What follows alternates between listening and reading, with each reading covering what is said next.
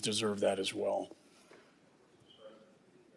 Mr. Chairman, for the Gold Star families, for the President, for me, for everyone involved, we grieve with them, the losses they've suffered, including over 20 years in Afghanistan. We honor their sacrifice. And one of the ways we do that, of course, is by taking part in oversight, answering questions, giving the American people the answers they deserve.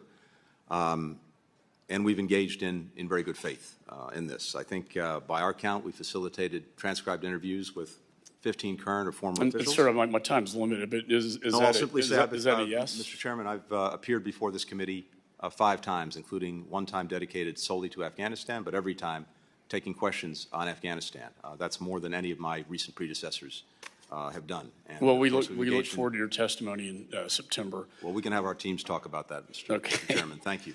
You testified before the Senate Foreign Relations Committee yesterday that you denounced the International Criminal Court's arrest warrants against Israel's leaders and committed to working with Congress on a bipartisan basis to find an appropriate response. I've been working with the Speaker and the ranking member and others in the Senate on potential proposed legislation to address this issue.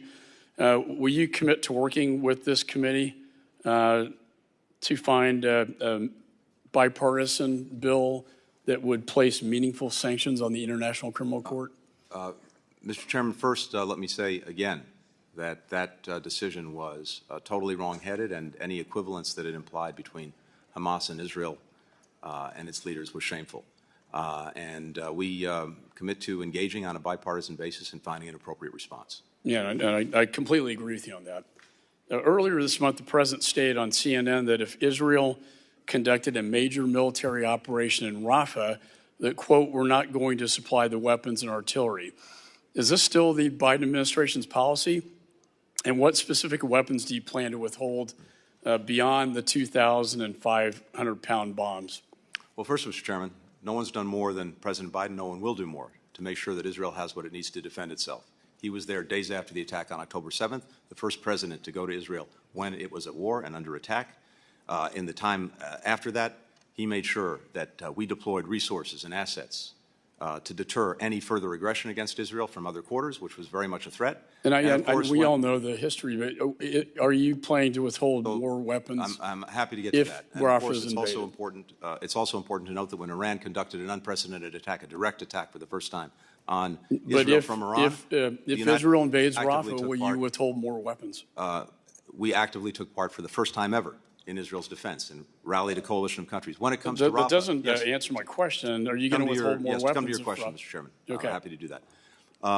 When it comes to Rafah, we've made known for a long time our concerns about a full-on military assault of Rafah, the damage that could do to the civilian population, absent a clear and credible plan to protect it, and also to achieve the results that we in Israel both want, which is to deal effectively and durably with Hamas.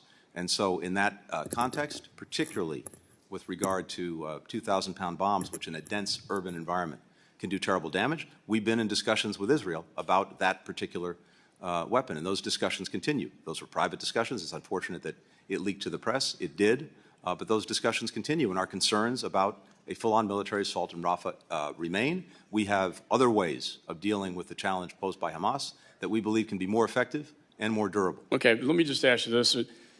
We didn't find out about the withholding of weapons until we saw the president's interview on CNN. Congress was never notified of this decision. We just marked up a bill out of committee that requires advance notification. If you decide to withhold more weapons from Israel, which I would say was the intent of Congress when we passed the supplemental and when I approved these weapons, will you at least give us advance notification? Mr. Chairman, we've gone out of our way. We've gone well above and beyond in previewing for Congress. I had no notification, nor did anyone in this committee or Congress until we saw the president on CNN. That's hardly an adequate way to notify Congress. Lastly, Ukraine. We have a really bad situation going on, as you know. This is a sanctuary zone that the Russians have created.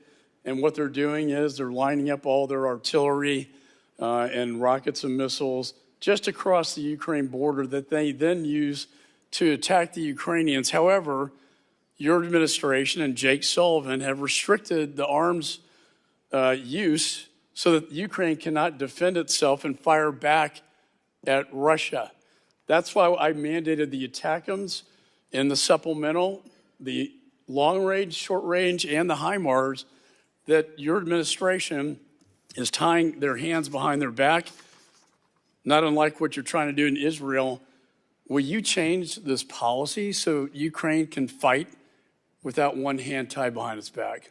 Well, as you know, we've rallied 50 countries over the last 2 years to come to Ukraine's defense, to provide it with the weapons it needs to defend itself, to push back against Russian aggression. When it comes to enabling, endorsing attacks outside of Ukraine, that's not something we've done, but Ukraine will have to make and will make its own decisions, and I want to make sure it gets the equipment that it needs to effectively defend Congress itself. got them the equipment, and thank you for implementing that, but Congress did not put restrictions on the use of these weapons. It's Jake Sullivan and your administration that has put the restrictions on these weapons, and I talked to them, and this is not, they cannot achieve victory with these restrictions that you, not the Congress, have placed on them. And I hope you'll take that back to the National Security Advisor and the National Security Council and change this policy decision that is very dangerous and damaging to the Ukrainian people. My time has expired. I now recognize Mr. Sherman.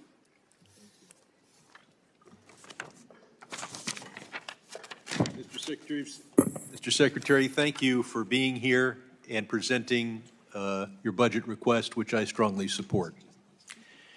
Dr. Afridi did more for America than any other foreigner in the last 200 years.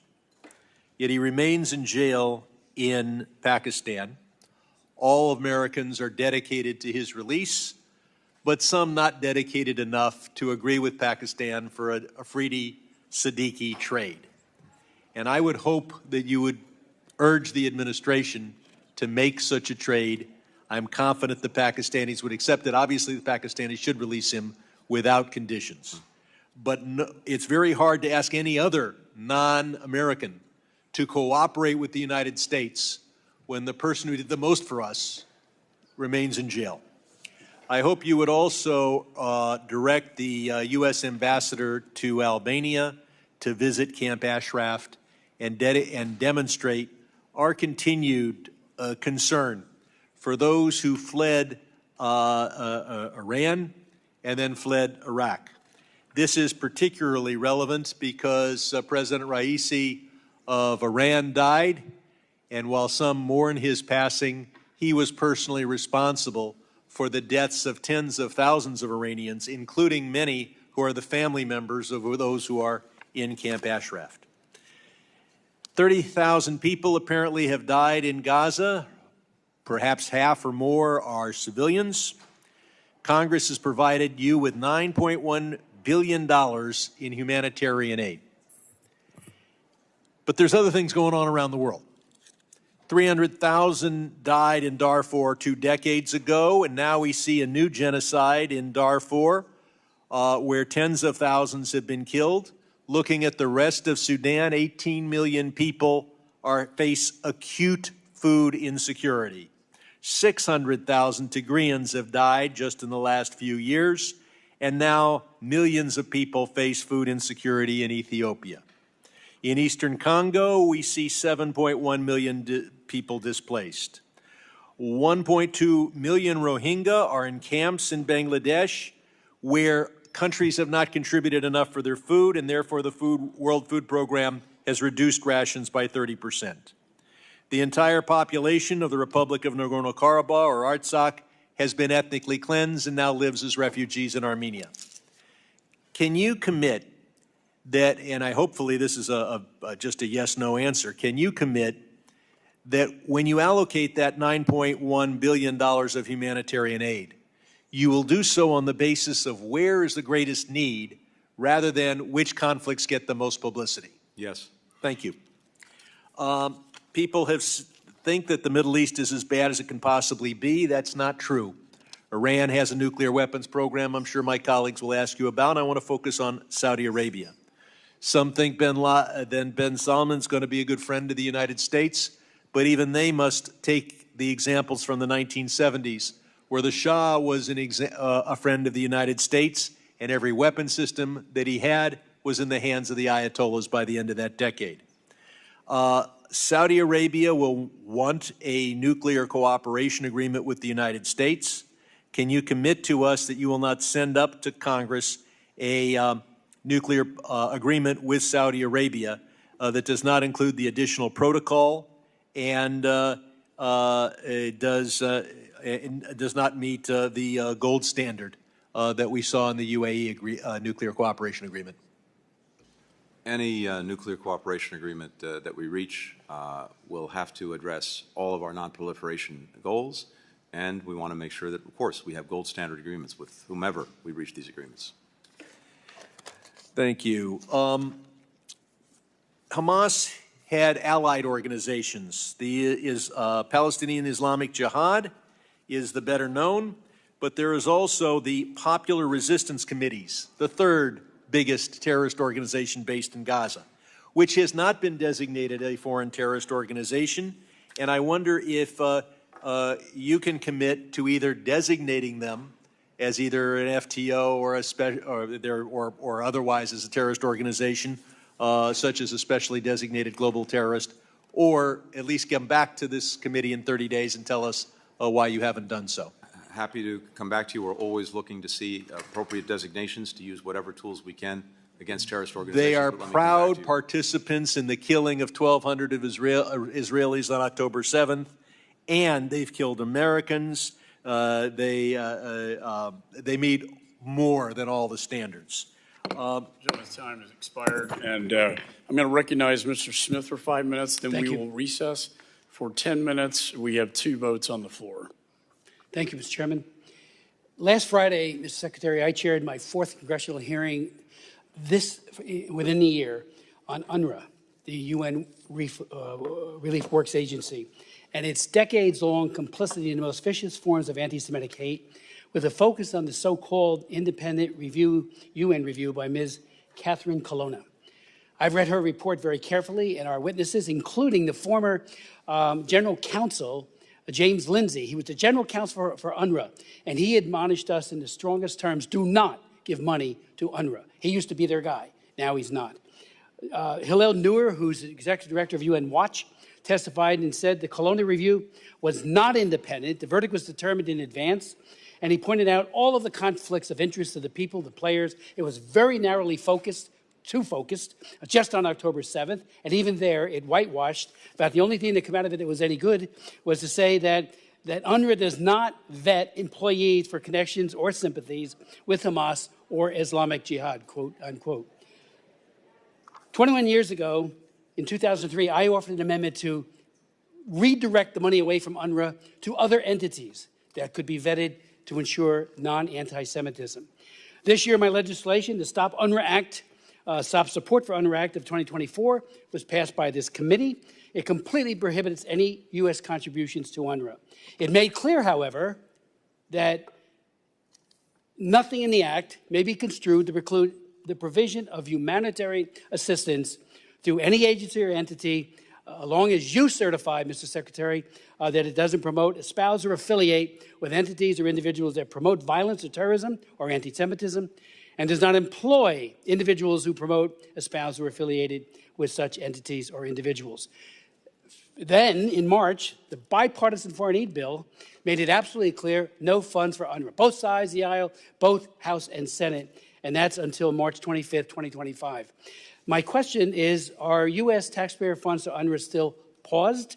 Secondly, that's the other funds that were already in the pipeline or may be coming in from other spigots. Secondly, can you assure the committee that the Biden administration's investigation will be in-depth, a top-to-bottom review? From the moment your administration announced it and when the UN announced it, they said they do such a narrow look, they're not going to see much. They'll know that 12 to 18 people committed atrocities, but unfortunately, UNRWA has been a child abuse factory, turning little wonderful kids who happen to be Palestinian into child soldiers by inculcating in them hatred towards Jews and to Jerusalem and to the Jewish state. So please, about your report, when's that coming? And hopefully it will be very comprehensive. Thank you. Just a few things on this. First of all, we do support the implementation of the recommendations in the Colonna report.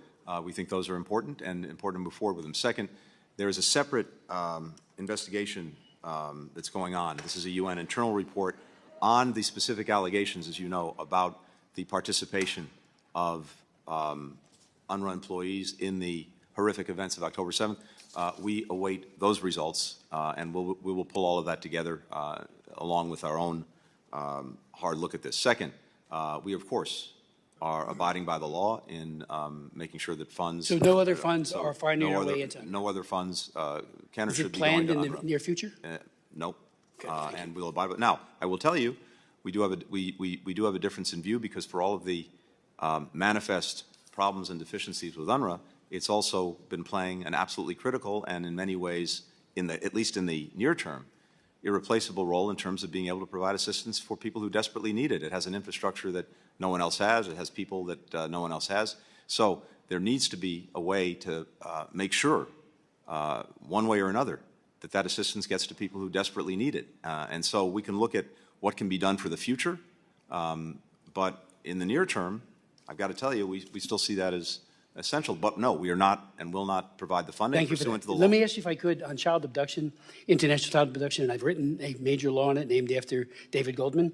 When the president of Japan was here, I gave him a letter asking him to get engaged. I would ask the administration, I would ask the president, you know, we all speak out on behalf, and he met with people, Japanese who have been abducted to North Korea, but the big concern is, what about our own children who have been abducted, 500 of them to Japan? And finally, the World Health Assembly is meeting. They're violating their own rules about procedure. Are you going to submit the WHO pandemic treaty, which is rife with problems, to the Senate for ratification? Thank you. On child abduction, I'm, like you, seized with this. And for a long time, I applaud what you're doing and your leadership on this. And when we have countries that are not abiding by the Hague Convention or are otherwise engaging in practices that are keeping children away from their parents, this is something we take action on, and I always welcome working with you on that. Second, and very quickly, on the pandemic agreement, the way things stand right now, I don't see that coming to a conclusion in the near term. There's just not consensus on it. It's something we continue to work on, but continue to work on making sure that we uphold our own interests and values, including on, for example, intellectual property. Committee will take a short recess for 2 votes on the floor. Well, thank you, Mr. Chairman. I'd like to thank the Secretary for his extraordinary efforts, the travel, the stress, everything that's been involved, not just with yourself, but your staff and the other members of the Cabinet. They've been extraordinary. I want to center on Ukraine for the focus of my attention. A war that began in 2014, 6 years before Joe Biden became President of the United States, and one that, as that war escalated while he was President, he put together a coalition, unprecedented coalition of 56 different countries dealing with a contact defense group, working to, in conjunction with all our allies and the NATO allies in particular, 32 NATO allies that expanded under his watch as well. I would like to talk about, recently I was, just a few weeks ago, in Ukraine, spoke with President Zelensky, spoke with the Minister of Defense there, among others, and saw the impact of the 6-month delay that occurred in this Congress. As grateful as we are that we finally had a vote on it, the Speaker held this up for 6 months, in spite of the fact there were 311 members of Congress in bipartisan fashion that voted for that. And it did have an effect. That's the one thing that became clear from that visit, and it became clear afterwards. That also is a concern that people had. Our NATO allies that I'm in contact with all the time are concerned not about our current president, but our former president, who, in spite of the fact that about 2/3 of our NATO countries and NATO allies have reached their threshold, has said that if all of them aren't by that time, including a country like Luxembourg, then they'll be on their own. That's where the concern rests today. But the war has taken terrible toll and taken terrible concerns. There's somewhere in the vicinity of 120,000 documented war crimes by Russia. The kidnapping of children still remains a very difficult issue, and chemical weapons have been documented as being used as well. And the attacks on the infrastructure are enormous, particularly in major city, the second biggest city of Kharkiv. And along those lines, Mr. Secretary, I just want to see what you can say in an open hearing in this regard. I know some things will be classified, but if you could give us some indication, even if there's an openness and general discussion on the issue, I do believe when you look at what's happening in Kharkiv, myself, that just something that's maybe 5 miles away where they're lobbing these weapons, destroying the infrastructure of the second biggest city, that there should be more of a clear message from the United States with U.S. weapons that at least they can retaliate in a defensive position in that kind of proximity to go back at the source of that. So could you share with us what you can? Is there an openness to that discussion with the United States and with the coalition that we have so that that can be more clear? Because President Zelensky, members of their parliament, other officials that I've spoken with are concerned that they won't be able to do that. Well, first of all, we are grateful that the supplemental was approved and is not only approved, but the materials that are being paid for by the supplemental are now getting there. I wish it hadn't taken 6 months, really just in the nick of time. I was just there as well. I was in Ukraine about a week ago, 10 days ago, and I also want to applaud the chairman of the committee for the work that he did to make sure that we got the supplemental through. We are determined to make sure that not only does Ukraine have what it needs to defend itself, but we obviously constantly have to look at what those needs are in any given moment and how it can most effectively do it. Are there just at least an openness to that discussion? Because we're always open to had another question. We're always open to conversations with our allies and partners about what their needs are. We want to make sure that they have what I'll they need. I'll convey to you at least my feeling that they should be able to do that, and I hope that that discussion can occur quickly. Just quickly, and I've got a few seconds left, and it's tough. I just wanted to deal with Georgia, for instance. There's a real concern in Georgia now about backsliding that's going on now, the controversy about the foreign agents press bill in Georgia. Could you just comment on our efforts to try and deal with that issue? Yeah, we're very concerned about the foreign agents law that was passed. I think it's right out of Moscow's playbook, unfortunately, and I think it clearly counters the desire of the overwhelming majority of Georgians to move toward the EU and EU integration. So we are looking very hard at what we can do in response to that, and I anticipate we will take actions. The EU is looking at the impact on the accession process for Georgia, so I would anticipate that there'll be things to come because of the impact that this law may have. Due to the constraints of this time, I'll have to follow up with some written questions. Be happy. Again, I thank you for extraordinary service, and I yield back. Thank you. Gentleman yields. Chair recognizes Mr. Wilson. Secretary Blinken, earlier this week, I was grateful to achieve a phone call with the very dynamic and dedicated daughters of the late Maj Kamalmaz, who was identified as having been murdered by the Assad regime. Dr. Kamalmaz, an American psychologist, was kidnapped by the Assad dictatorship in 2017 while visiting an elderly family member. He was a devoted person to counseling people who have suffered from extreme danger. He was the father of 4 children. Dr. Kamalmaz is a Syrian American. Can you explain the refusal of the administration to say his name or condemn his murder at the hands of the Assad regime? Will there be a criminal investigation into his murder? I'm happy to pursue that with you, and I need to make sure that I know the full facts of the case. And hey, we're going to get them to you because Dr. Kamalmaz was a great American, a Syrian American who was flat out murdered. Additionally, as so accurately exposed by Chairman Mike McCall, the war criminal Putin is attacking Ukrainian citizens from Russian territory. It's just 30 miles to the second largest city of Kharkiv with a population of 1.4 million. And I'm really grateful we see with Congressman Bill Keating that our concern is bipartisan. Hey, we want you to do good. We want to succeed. War criminal Putin is murdering Ukrainian civilians as we speak, sacrificing Ukrainian lives to satisfy the false escalation narratives that has been repeatedly being seen as false is also immoral. When will the administration allow Ukraine to use the equipment to end the war and save lives? This is important. To delay equipment could lead to the legacy of Biden-Blinken with a never-ending war, as has been warned by the Washington Post even. Thank you, Congressman. And every step along the way, we've endeavored to make sure that Ukraine has what it needs, when it needs it, can use it effectively, can maintain it effectively.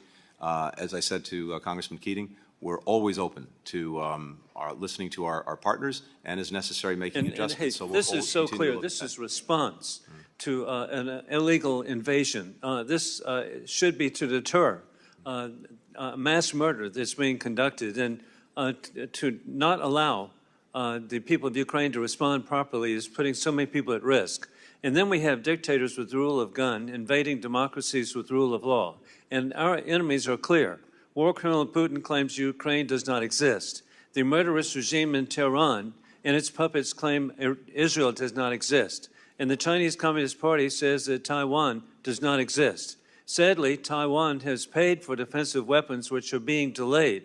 And there must be a deterrence or to save millions of lives of the people of Taiwan. It's crucial for anti-ship missiles, air defense, and F-16 advances. I particularly appreciate the people of Chinese heritage as the only son of a serving in Congress of a World War II flying tiger who liberated China.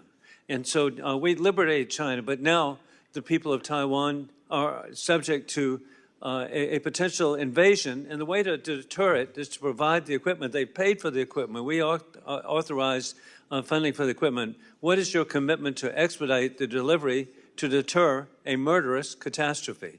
Thank you very much, Congressman.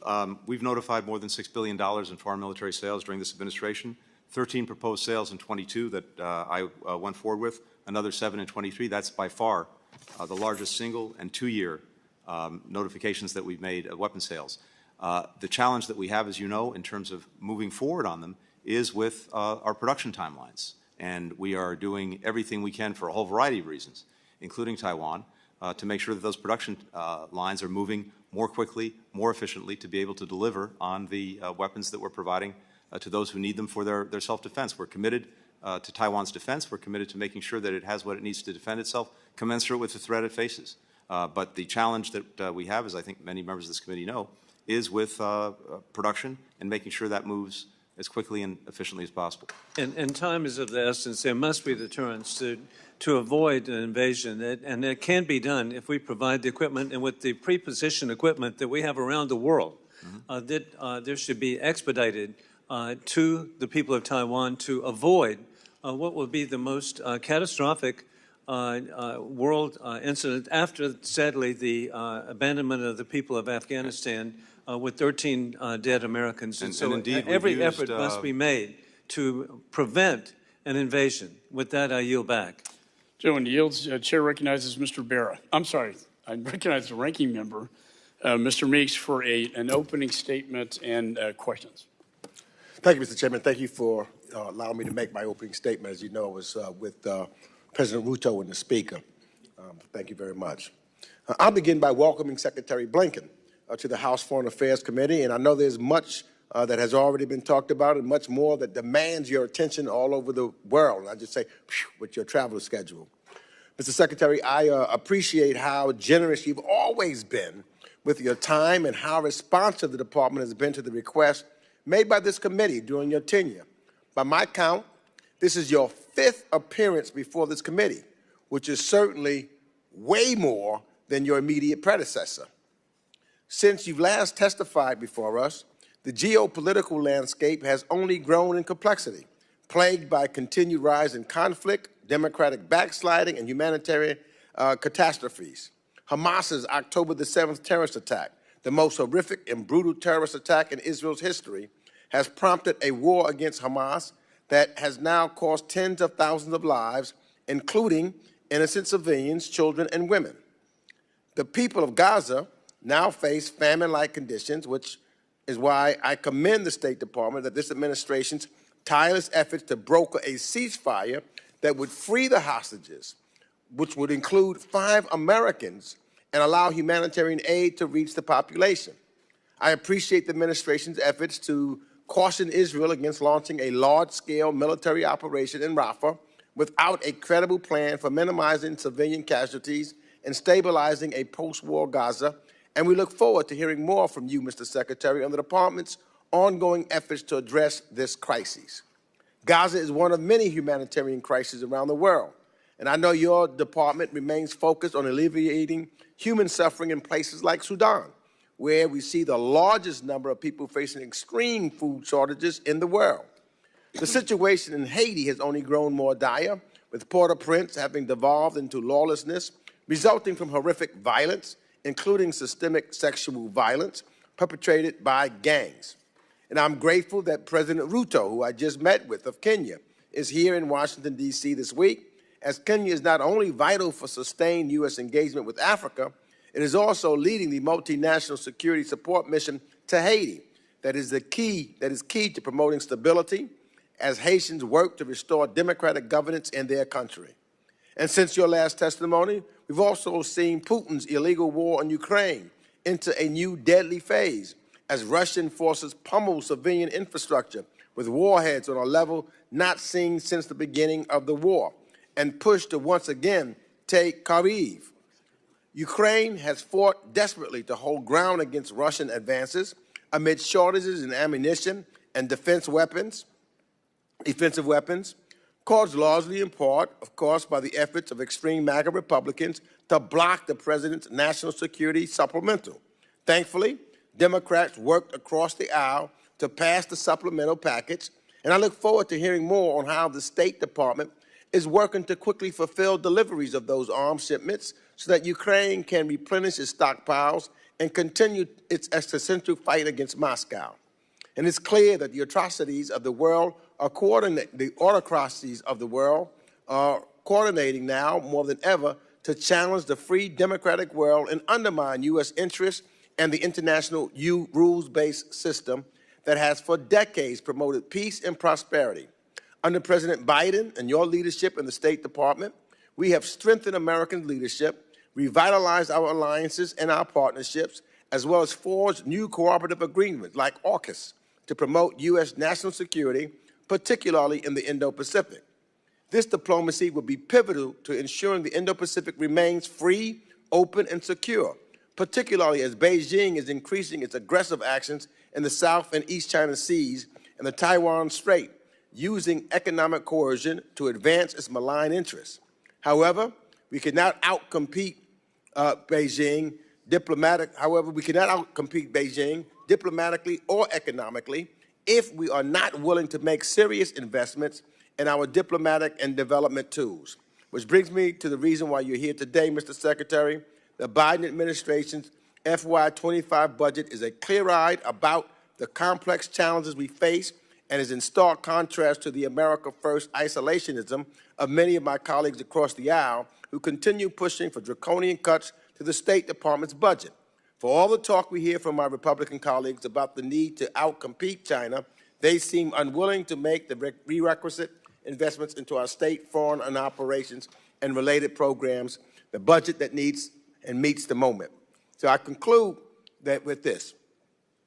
Our diplomatic and development personnel in the State Department need Congress to do its job and authorize a budget that makes investments commensurate to their needs and modernizes the State Department to meet the challenges of the 21st century. We need to stand by the State Department. We need state authorization bill passed on a regular basis for the heroes of the State Department, the American men and women who stand and I salute them. As I salute our military, I salute them for their courage, their bravery, and for being the representative to the United States of America all over the world. And with that, I yield back. And now I guess I can do my questionings. Thank you. So, in the 3.5 years the administration has revitalized our alliances, as I just said, in a partnership in the Indo-Pacific in ways that we could not have foreseen a few years ago. Before the Biden administration, the quadrilateral dialogue, I can't even pronounce it, quadrennial quadrilateral dialogue with Japan. Say quad. Say quad, that's right. With Japan, Australia, and India, ever met at the leaders level before the Biden administration? Has the quad, did you have Japan, Australia, and India, did they ever meet at the leaders level? We elevated the leaders level, that's correct. And has the AUKUS security partnership with the administration launched with the UK and Australia been a game changer in bolstering deterrence and keeping the peace in the Indo-Pacific? It's moving in that direction.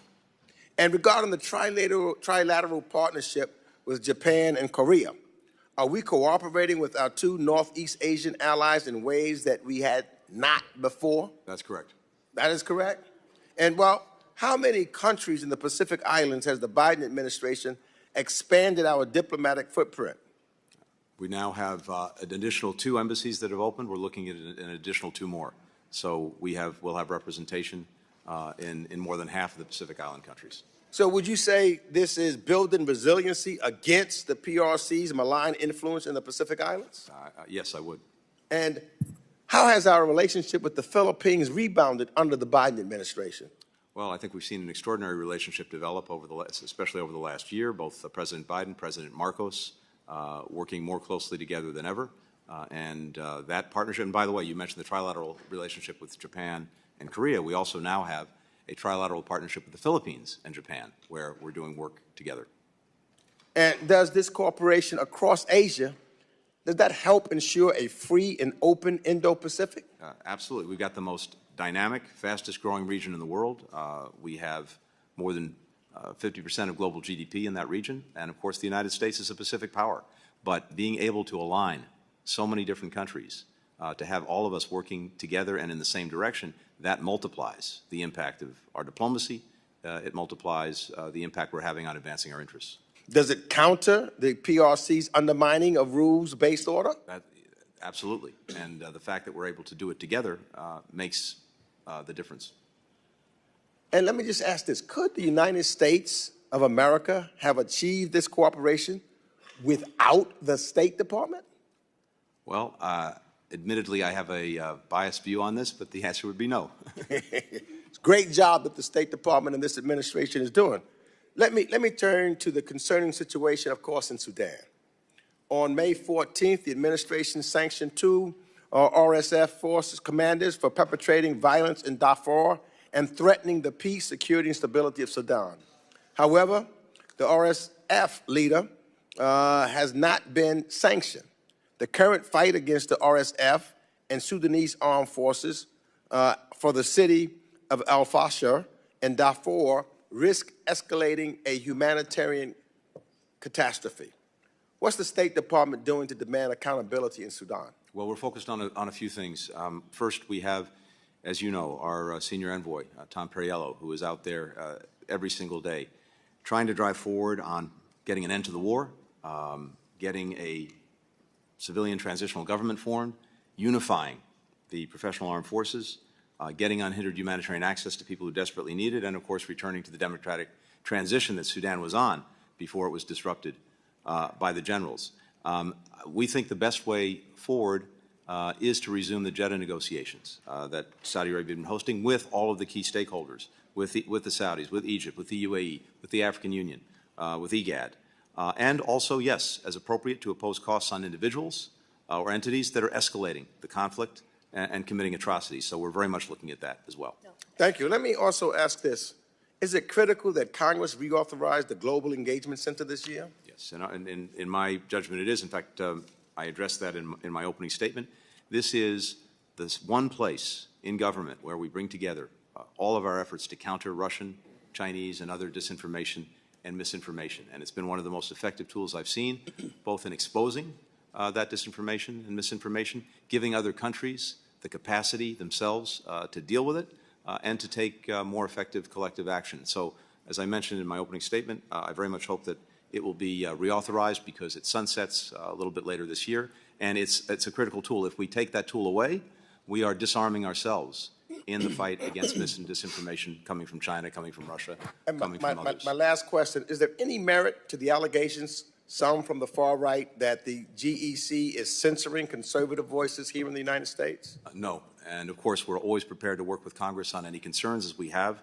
When concerns was raised, we tried to make sure we provided all of the necessary information so that people have confidence, and we'll always continue to do that.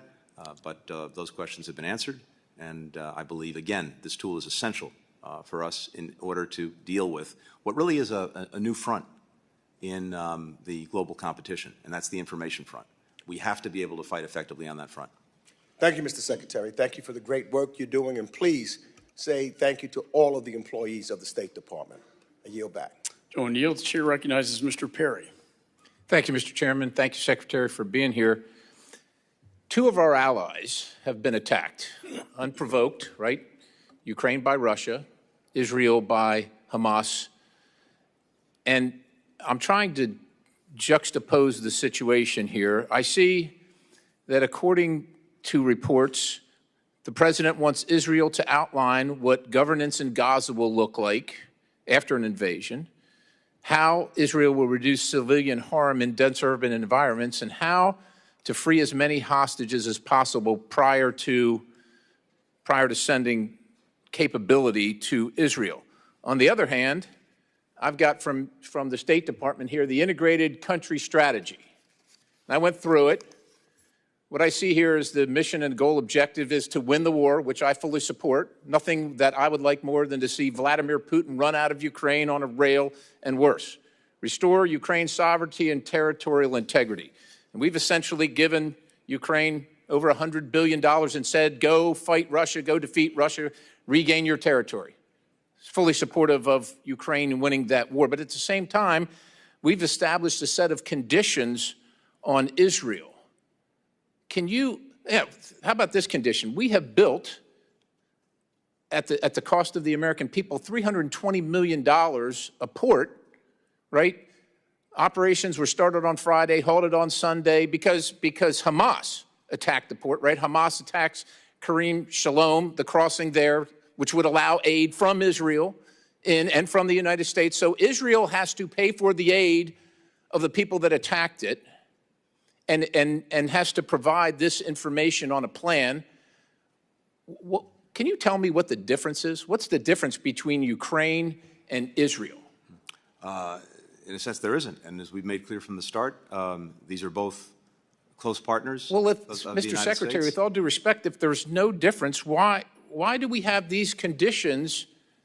They have to come up with a plan of governance and the people that attack them. They've got to have a plan for the hostages. I mean, Russians have thousands of Ukrainian hostages, right? And has the United States government, has President Biden restricted Ukraine's use of weapons in urban areas to reduce civilian casualties? Has that happened?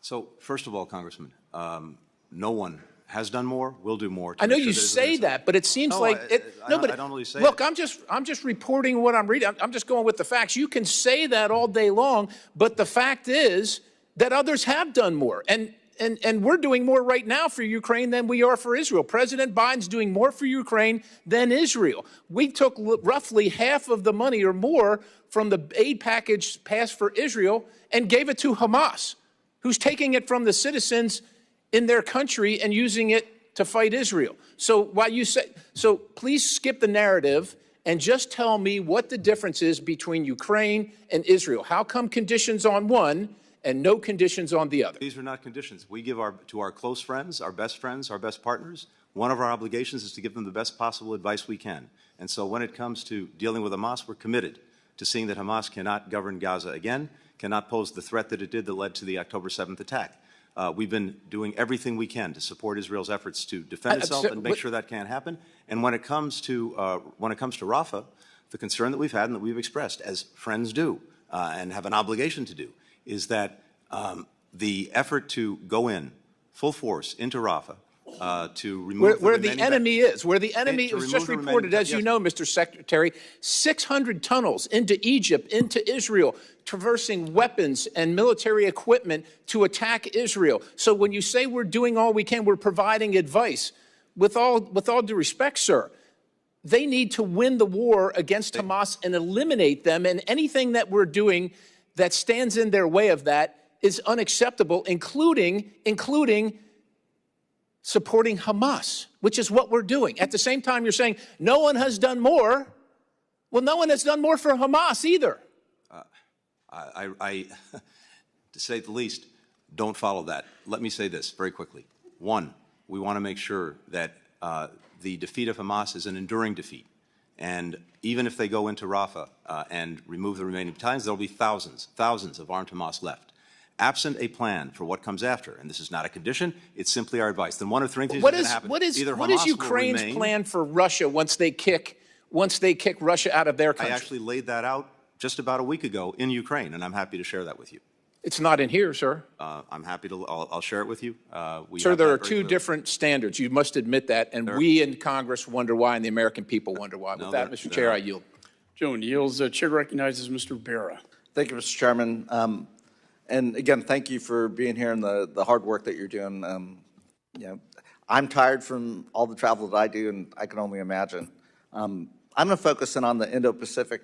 The ranking member, I think, took a lot of my talking points, but I do want to emphasize the work that the administration's done there from the early days of the administration, really focusing in on a strong trilateral relationship between Korea, Japan, and the United States. And it really is at the best place that I've seen it in my 12 years. So really want to applaud the administration from early 2x2s, state visits, and then the Camp David Accords. I know we are working on something very similar on a trilateral basis, so Congress, the Diet General Assembly, can also emphasize the importance of the trilateral. The trilateral with Japan, the Philippines, the United States that was unveiled just last month is incredibly important, and I think we'll continue to see that prosper. The ranking member talked about the Quad Coalition. Again, a very important strategic coalition. Elevating that to the leaders level is extremely important. AUKUS is coming together in a very strategic way. So with the goal in mind of maintaining a peaceful, prosperous, stable Indo-Pacific, I think the administration gets an A+. That has done a remarkable job. And again, we will continue to work on that from the congressional perspective. I recently had a chance you talked a little bit about the Pacific Islands and reestablishing a diplomatic presence, led a delegation to Fiji, Tonga, and Tuvalu. And, in Nuku'alofa, when we were there, and I think you were actually there previously as well, just reestablishing an embassy there, you could sense the excitement of the Tongan individuals. We've got a great diplomatic staff that's small, but very enthusiastic. And again, small investments like that go a long ways. The one thing that the Tongans raised was the lack of being able to get visas. There's a large, vibrant Tongan-American administration. We did raise that with the embassy staff back there. Right now they've got to fly to Fiji. But again, hopefully in the FY25 budget, we can continue to expand services and do that. Also want to applaud opening embassies in the Seychelles and the Maldives. Incredibly important areas. We see in the Maldives, obviously large exclusive economic zone. We're watching, this tete-a-tete between India and China. But our being there, our having an embassy there, our having an ambassador there is incredibly important. My question would be if you can talk a little bit about the FY25 budget request with regards to the Pacific Islands, but also the Indian Ocean region and embassies in Tonga, the Solomon Islands, the Seychelles, Maldives, and others. Thank you very much, and appreciate the comments on the work we're doing. Look, as you know, and your own engagement has demonstrated this, when it comes to the Pacific Islands, they, of course, inhabit this vast stretch of ocean between the United States and our allies in Asia. And so geographically, it's usually important. The President's hosted, as you know, 2 White House summits with all of the leaders from the Pacific Islands for the first time coming to the White House, and many of us have been there repeatedly. And when it comes to our presence, our embassies, of course, are critical. We now have embassies in 8 of the 14 Pacific Islands. We have two more that we hope and expect to open. We're looking at Vanuatu actually within the balance of this year, hopefully Kiribati after that. We have the newly recognized Cook Islands in Niue, which our embassy in Wellington represents. And of course, we need the resources to make sure that not only can we establish these missions, but The human resources can be there too. You mentioned that we have small operations. Yes, small but mighty, but we want to make sure that they're properly resourced because you have to cover a vast amount of territory. There's something else that's important, and you mentioned it.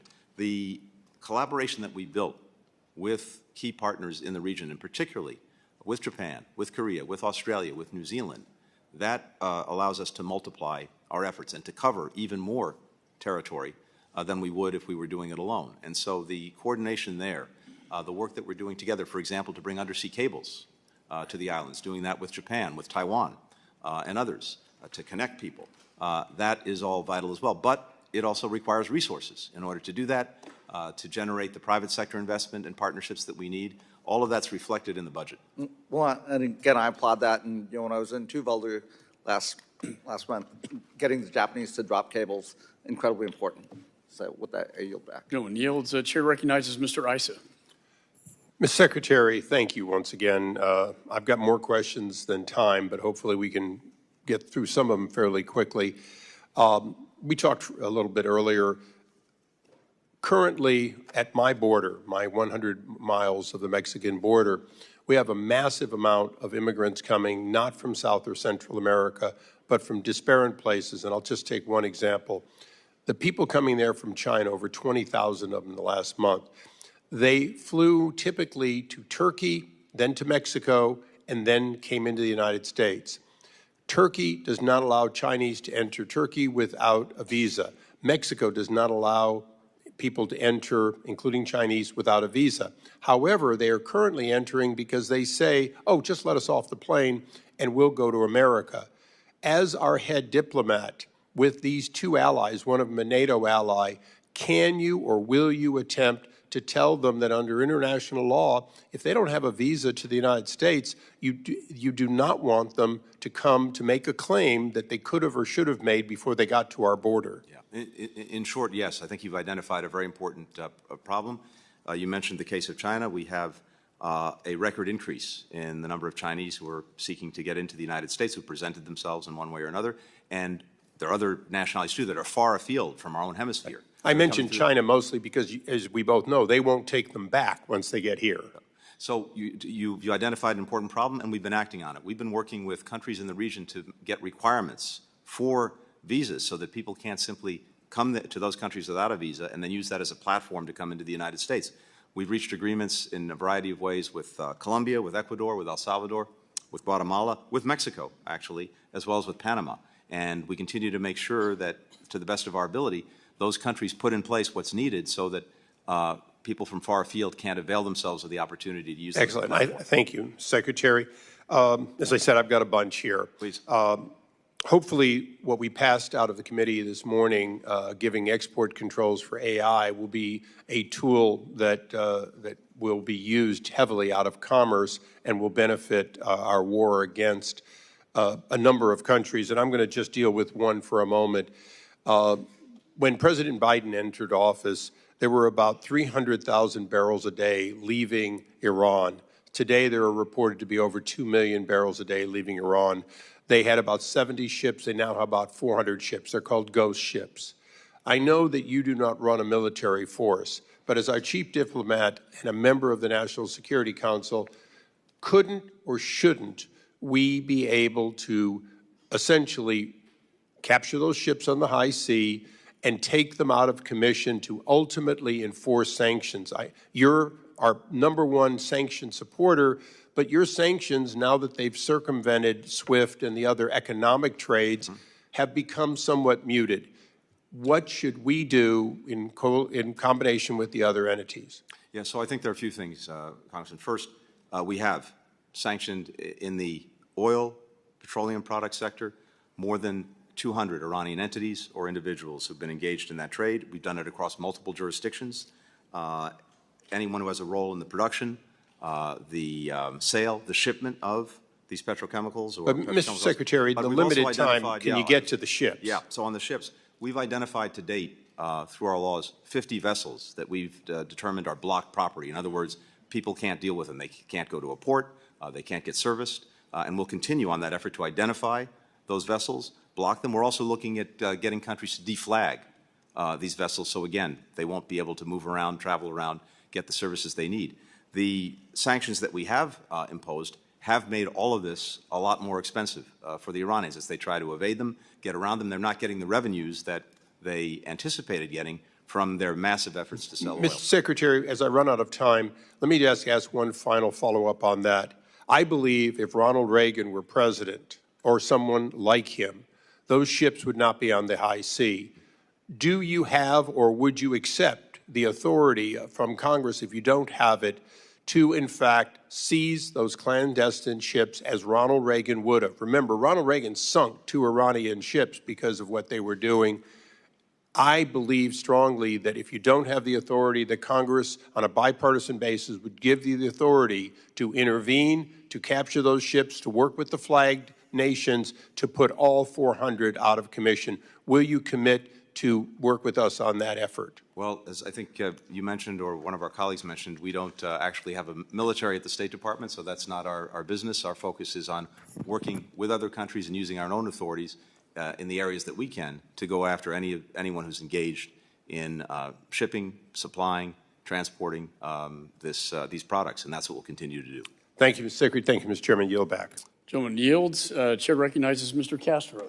Thank you, Chairman. Thank you, Secretary, for your testimony today. And before I start with my questions, I wanted to say thank you so much for your work, the work of Director Burns, our National Security Advisor, and others who have worked hard to achieve a ceasefire in the Israel-Palestine situation and also release of the hostages. So thank you for your hard work on that. I understand your position regarding jurisdiction and views on the recent announcement by the International Criminal Court's prosecutor to recommend warrants for the arrest of the Israeli Prime Minister Netanyahu and Israeli Defense Minister Golan, as well as Hamas leaders. And you've also been a longstanding champion of both the UN system and other international organizations. The United States has also supported ICC investigations of Russian crimes in Ukraine and of crimes committed in Sudan and the Central African Republic. So I wanted to ask you, do you believe that the independence of the International Criminal Court should be respected?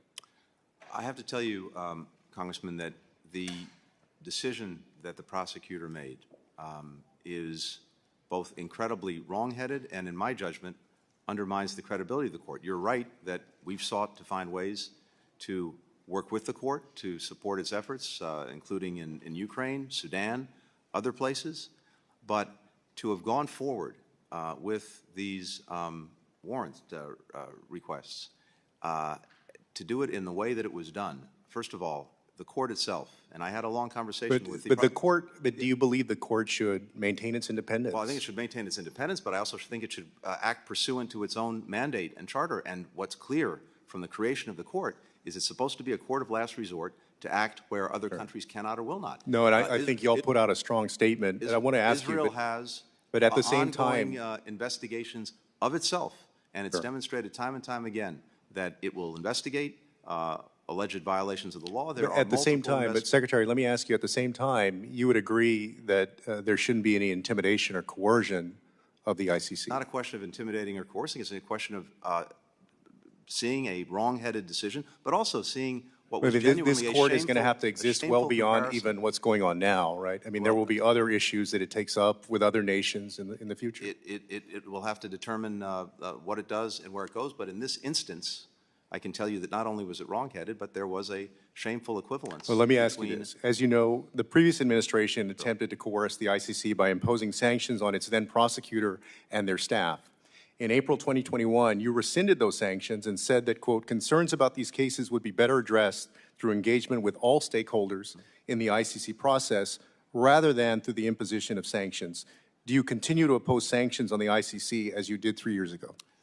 When we lifted those sanctions, it was first and foremost to make sure that we can do everything possible to protect our own service members, including those who served in Afghanistan, and also to see if we could find a basis for supporting the court's efforts in critical places, and we were able to do that. But the actions that were taken really call into question whether that's possible, and it's certainly not possible in this instance. Sure. Let me get to one more question. Last week, Israeli Minister of National Security Itamar Ben-Gvir stated that no humanitarian aid should be provided to Gazans until the hostages are returned, stating that, quote, want food for the children in Gaza, then they should return the hostages. I fully believe that Hamas's kidnapping of children was a war crime and have said so repeatedly and publicly, and that they should be unconditionally returned to their families. I also believe that withholding food from children cannot be the way to achieve that goal.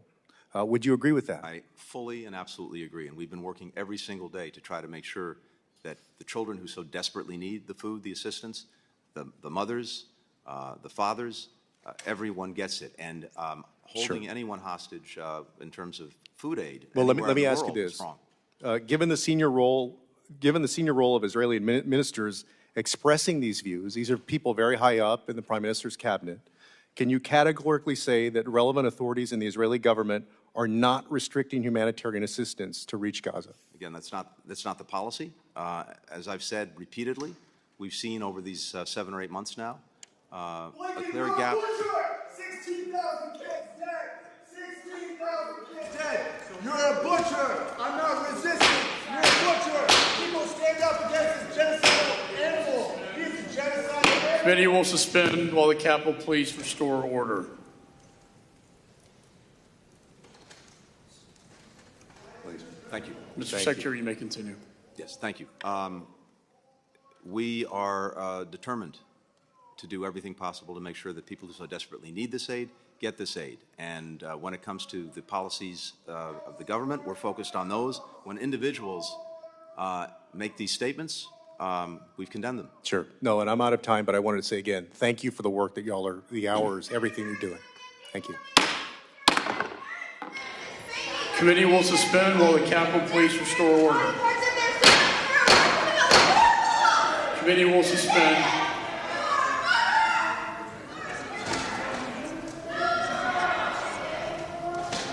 Gentleman yields. Chair recognizes Ms. Wagner.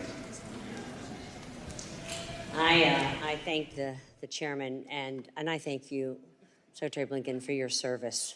I know this is tough time for all of us. But, sir, this administration is waffling.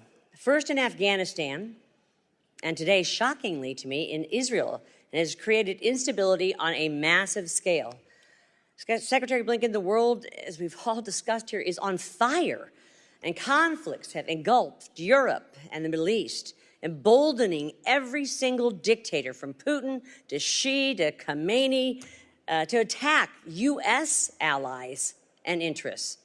The administration's decision to withhold weapons sales and deliveries to Israel during a time of war, sir, just weeks after Iran launched unprecedented missiles, upwards of 350 cruise ballistic missiles, drones, attacked on Israel directly from Iranian soil, is nothing less than a betrayal of our ally. It is foreign policy malpractice, and I guarantee you that Iran and Russia and China are watching the United States turn its back on its most important Middle Eastern ally. Secretary Blinken, on May 7th, I sent you a letter asking for a full accounting of the weapons sales and deliveries to Israel. The administration is delaying. And I want to focus right now very specifically, sir, in particular on the delay of the sale of 6,500 JDAMs. I'm sure you're familiar with them. These are the high-precision, GPS-oriented, if you want the least amount of collateral damage in an urban area, you want a JDAM, and we have sent out tons of them to Israel and everywhere else. They also just happen to be made in the St. Louis metropolitan area, in St. Charles, in my district. And since I have not yet received a response to this letter, let me ask you why. Why has the administration failed to move forward with the notification process for the sale of 6,500 JDAMs to Israel? And when will the administration resume the notification process? First, and I'll respond to your question directly. First, when Iran launched that unprecedented attack that you referred to on Israel, for the first time ever, the United States actively participated in Israel's and so did defense, Jordan and so Saudi. We know yes, this. that's right. I don't need history. I want answers. Iran noticed, and Israel Limited noticed. time, sir, please. Yes. My JDAMs. So, there are a number of different sale proposals that are in different places at different points in the process. This has been months Congress. and months and months, sirs, and we sent them to them in the past. Congress right now is still reviewing a JDAM sale that we sent forward. That's What not gone specific forward. issues remain outstanding for the review? We follow the process, and we've gone out of our way to pre-notify Congress. What even when we don't. bureaus object to the sale? It's not a question of objecting. We want to follow the process Will and you, make sure sir, that we move forward. please, because it has truly been months and months and months. Will you commit to bringing your personal engagement to ensure the process for this specific case moves expeditiously? We're going to make sure that all of the cases move appropriately. Well, this and one sure is expeditiously, not. including this one. Have any divisions within state conducted and any economic analysis to the measure and the impact of potential even job losses and furloughs because of your decision to pause this pending arms sale? And if not, why not? Because you know what, sir? My constituents in St. Louis greater metropolitan area, they were, this whole region, they rely on these jobs to pay for their mortgages, their car payments, the daycare costs, and they can't afford to lose their jobs to support this partisan stall tactic. They're sitting in a warehouse, 6,500 of them. There is no pause, and as I said, in many cases, including this one, we have previewed with Congress, which we're not at all obligated to do, sales that we were contemplating and had You not have yet not come to decided us on. to tell us this. So- We and read about there- this in there Axios, remain- the Wall Street Journal, and CNN. Arms sales to trusted partners like Israel, Taiwan, and NATO allies are a critical component of our national security. They are. Are you concerned that delaying sales to Israel will diminish our credibility as the arsenal of democracy? Again, we're following the process, and I invite you to look Well, at the process has taken too darn long, and they've been sitting there for months, and no one's explaining what's holding them up. But you all, they've been signed off on. I mean, the United States, sir, has obligations to our friends and allies, including Israel. And our unshakable commitment to Israel's securities is clearly laid out in the 2016 MOU that Congress has fully funded every year since it was signed. And Joe Biden was the one who got And that when we MOU. honor our obligations, the world is a safer place. But when the United States fails to keep its promises, and the commitments to the U.S. is now failing to keep its promise to Israel, we are telling our enemies that we are unreliable and irresolute partners. That is incredibly damaging to global security, and the administration needs to right this ship and fully restore U.S. security assistance to Israel. My time has expired, and I yield back. Generally yields. Chair recognizes Ms. Titus. Thank you, Mr. Chairman and Mr. Secretary. As you know, I represent Las Vegas, and we have an economy that's pretty uniquely dependent on tourism. Just last year, we had 359,000 jobs in tourism, $20 billion in wages, and almost $80 billion in overall economic input. But the excessive wait times for visas are really hurting communities like mine, the different U.S. consular posts around the world. And just to put this in perspective, the World Cup is coming to the Americas in 2026. It's expected to attract 8 million international visitors, some we think will come to Las Vegas from Southern California. Tickets go on sale December 2025. But in many countries, the wait time for getting a visa may make it already too late.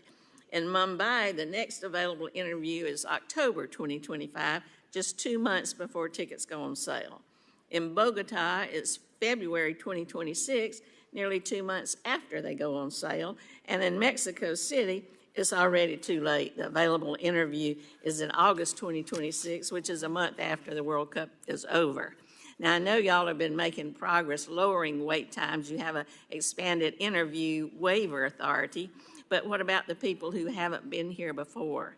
And I think this problem is not only hurting us economically, but it's part of our soft power and our cultural diplomacy. So could you talk a little bit about how we can address this problem? Yeah, if you need additional resources, what the situation is? Thank you. No, I very much agree with you. We're intensely focused on this. In FY23, we issued more non-immigrant visas by over 20% than we did before the pandemic, which is when we started to have real challenges with both visas outside of the country, passports inside of the country. And we have reduced now interview times, the wait times for interviews to pre-pandemic levels in every category except one, and the one is first-time visitors to the United States who are from non-visa waiver countries. So that's what we're intensely focused on now, making sure that those wait times come down along with every other wait time. The wait times that have come down, again, to pre-pandemic levels include the categories that are most impactful on the United States economy: students, temporary workers, maritime crew renewals, et cetera. But the focus now is on making sure that those who are coming for the first time and are not coming from a visa waiver country, that those times come down. Are you keeping in mind the World Cup is coming rapidly? Very much so. Well, we appreciate that. Thank you. My other question has to do with the Global Engagement Center. The Republicans on this committee seem to be confused about what that does, or maybe more importantly, what it doesn't do. And that's been made pretty manifest in this flawed so-called investigation that they're conducting. Would you talk about the national security consequences of failing to reauthorize the GEC? Yeah, thank you. As I mentioned, it's the only part of the United States government that is singularly dedicated to directing and coordinating our efforts to counter foreign propaganda and disinformation abroad. And I think if it were to be terminated, that is, if the sunset was allowed to happen without being reauthorized, we would have policy and operational incoherence. We'd have degraded public response to information manipulation by China, by Russia, by Iran, by other foreign actors, and a growing number of allies who rely on the GEC to help them develop the tools to expose and to deal with misinformation and disinformation also would be let down. We've seen time and again now the effectiveness of this organization in exposing that disinformation in other parts of the world, Could including you give in our us home an sphere. example of something Sure. so that it's really clear what the GEC does? For example, we've seen that Russian websites that were producing and disseminating disinformation, misinformation in the Western Hemisphere, in Africa, they were exposed, they were removed. We revealed a campaign by Russia targeting U.S. and Western health initiatives in Africa, trying to undermine the credibility of those initiatives. They were exposed, and we were able to deal with that. We revealed a campaign to launder Kremlin disinformation through local media in the Western Hemisphere, trying to gin up arguments against Ukraine, against NATO in our own hemisphere. Exposed, and we were able to more effectively deal with that. Similarly with China. We've seen Chinese disinformation in third countries about elections. We've done open source mapping through the GEC of their efforts to use surveillance and data collection in Xinjiang, which we've made available to people. So in a whole variety of ways, we've been able to not only expose this, but also working with countries. We now have 29 countries that use the GEC platform and hundreds of users to not only expose, but also help develop the tools themselves to take action to remove and deal with disinformation. But I want to emphasize, this has nothing to do with the United States. Ladies, time's it's not expired. focused on it. I'm sorry, you took a little more extra time. Not focused so on could this, you finish? on this country at all. It is entirely about misinformation and disinformation abroad being perpetrated by adversaries. Gentlelady's time's expired. Thank you. Chair now recognizes the gentleman from Florida, Mr. Mast, for 5 minutes. Thank you, Chairwoman. Thank you, Mr. Secretary. I want to talk about a few different areas of spending. My colleague just brought up the Global Engagement Center. Now, whether we're talking about GEC or state officially or USAID or U.S. Agency for Global Media, the fact of the matter is you guys put out solicitations, grants, sub-grants to the agencies that, or to the entities that get grants, NGOs, you name it, dollars spread across the globe. And this is the statement of what I believe should be a statement of policy bipartisanly between Republicans, Democrats in the House, those in the Senate. Until state, USAID, all those agencies start giving us notice of every one of those grants, sub-grants, solicitations, start giving us notice of every single one of them, we should not be giving you one more dollar. And I think the proof for why that is the case is in how, in far too many circumstances, you all really have no idea where the money is going. And I'm not saying it's easy to figure out where it's going in every circumstance, but that can't be the situation. And I'm going to reference a few different places. You have Naz sitting behind you here. We had a hearing for a couple hours here in this very room where we discussed just a $500,000 grant to expand atheism in Nepal. It was denied for a couple hours until we held up the actual solicitation for the grant. And then, of course, it was acknowledged that it did actually take place. And then we got a call a couple weeks later saying, oh, and by the way, the agency that we gave it to, they didn't even give us all of the information on it in the slides. It's just one example. I'm not going to hash it all out, but it's one example of you all didn't know where the money that you sent out there from the U.S. taxpayer was going. I was reading over the last 24 hours the special investigation into Afghanistan reconstruction, the CIGAR report, and looking at the amount of money that has gone directly to the Taliban. It's not a mystery. It's not something to argue about. It is a fact, money going directly to the Taliban that's gone out through all of these agencies that state works with, and specifically 144 partners were referenced in this CIGAR report.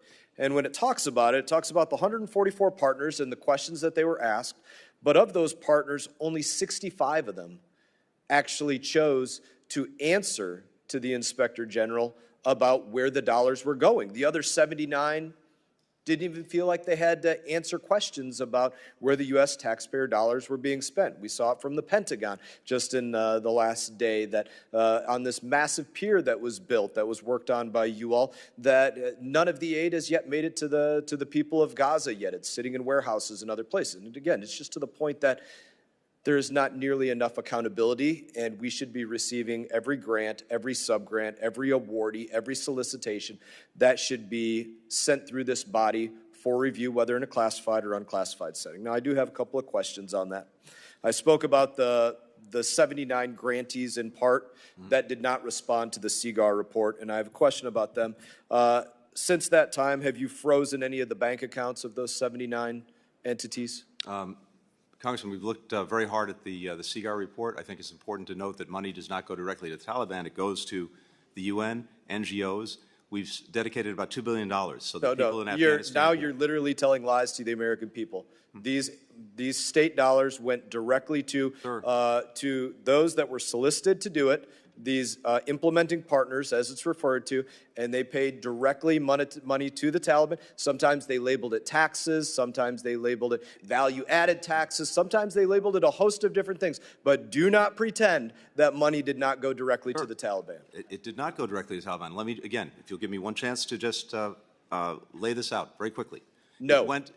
Well, okay. I mean, I'm because here to answer questions. Anybody can go out there and read the CIGAR report. I invite them to do that. So $2 billion dedicated to it. helping the Afghan people. $10 million. The answer is no. Not looking to have you filibuster the time for this. I do have some more questions. Have you frozen any of the bank accounts of the 79 entities that just chose to say, piss off, America, we don't feel like answering your questions about where we just got the report, and we'll work on any consequences that need to follow from it. So no, though, but that's the answer. Nothing frozen yet. Any shuttered offices or deregistration from lists of partners that you would work with? Again, I think this report came forward just a few days ago. We were obviously looking at it, working at it, and we'll see what steps need to be taken to deal with it. Do look at that and do work on that. One other question here, and I will read a statement here. From the CIGAR, they did ask this question: to affirm the accuracy and completeness of the responses provided, they requested that state attest to the questionnaire that it was distributed to all implementing partners, that responses were not altered, and attempts were not made to influence the implementing partners, and state refused to answer if that was the case. Would you answer that? I'm certainly not aware of that. I'm happy to look into it. Thank you. Time has expired. The chair now recognizes the gentleman from Minnesota, Mr. Phillips, for 5 minutes. Thank you, Madam Chair. Welcome, Mr. Secretary. Let me start by defending you, the overwhelming majority of those of us on this committee, in this entire Congress, Americans, Jews, Muslims, Christians, Buddhists, agnostics around the world, even Israelis and Palestinians, which is to say, we're all disgusted. We all want peace. We do not want war. We want prosperity, not misery. And to accuse any of us, including you, of being butchers or ignorant is shameful. And I want to remind those protesting, you have that right, because this is America, but you can't make peace with terrorists. And we probably can't make peace as long as Benjamin Netanyahu is the Prime Minister of Israel. I think those two things can be true at once, but I want to remind everybody here that we're in this business to make peace, not war. And that's what I want to focus on, not bombs, but peace. And say, too, that one child being murdered is too many, whether that's in a school here in the United States because of sickening gun violence, whether it's a terrorist attack in Tel Aviv, or whether it is a bomb in Gaza. One is too many. Mr. Secretary, where do we go from here? A lot of the questions have been retrospective about holds and bombs and missiles and support. Where do we go from here? 75 years of misery. You have one of the hardest jobs in the world. I know where your heart is. What happens next, and what do we need to do to finally end this nonsense, identify a path to peace and prosperity and mutual security? I appreciate your comments, Congressman, and I would say that I think there is a clear path. Good. And the clear path goes with the following. One is there's an extraordinary opportunity for Israel to achieve what it has sought from the day of its founding, and that is acceptance by its neighbors, to have normal relations with all the countries in the region, starting with Saudi Arabia. And we've been working intensely on that normalization process. And we are very close to being able to complete the agreements necessary between us and Saudi Arabia. But then it will require Israel to make decisions about Gaza and ending the conflict there, as well as creating a credible pathway to a Palestinian state. If that happens, then Israel will get what it has long sought, which is, again, acceptance in the region.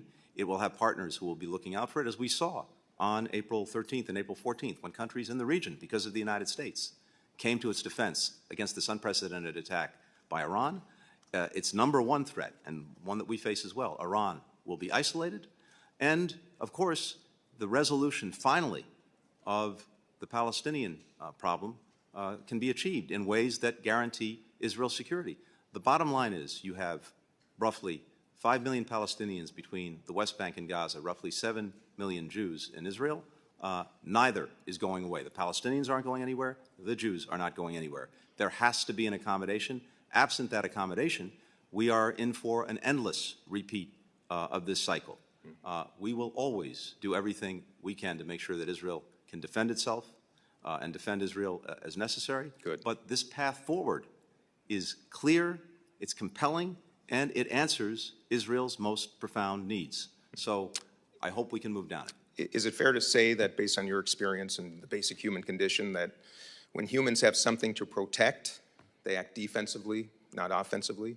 Is one of the paths to peace that Israelis, we Americans, Palestinians, the Arab world should understand and recognize, the Gulf states, that people need something to protect? Yes, when you have something to protect, when you have something that you take pride in, then of course that's what you want to do. I'm the ranking member of the Middle East Subcommittee, of course, with my dear friend Chairman Wilson. We traveled to the Middle East in August. Of course, a lot has changed since then. Been to Turkey, Saudi Arabia, Israel twice.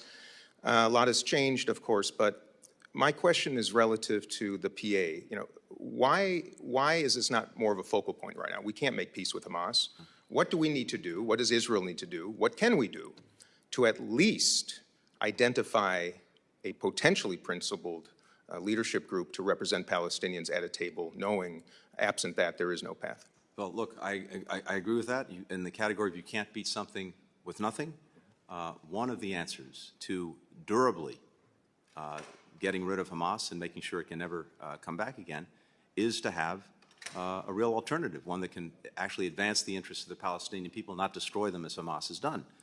And I only have a few seconds left. Please.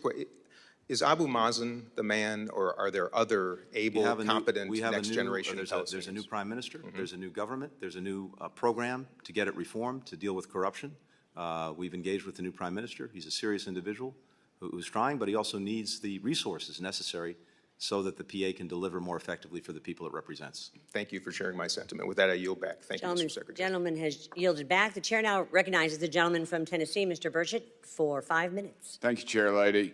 Mr. Secretary, what do you think of Code Pink? I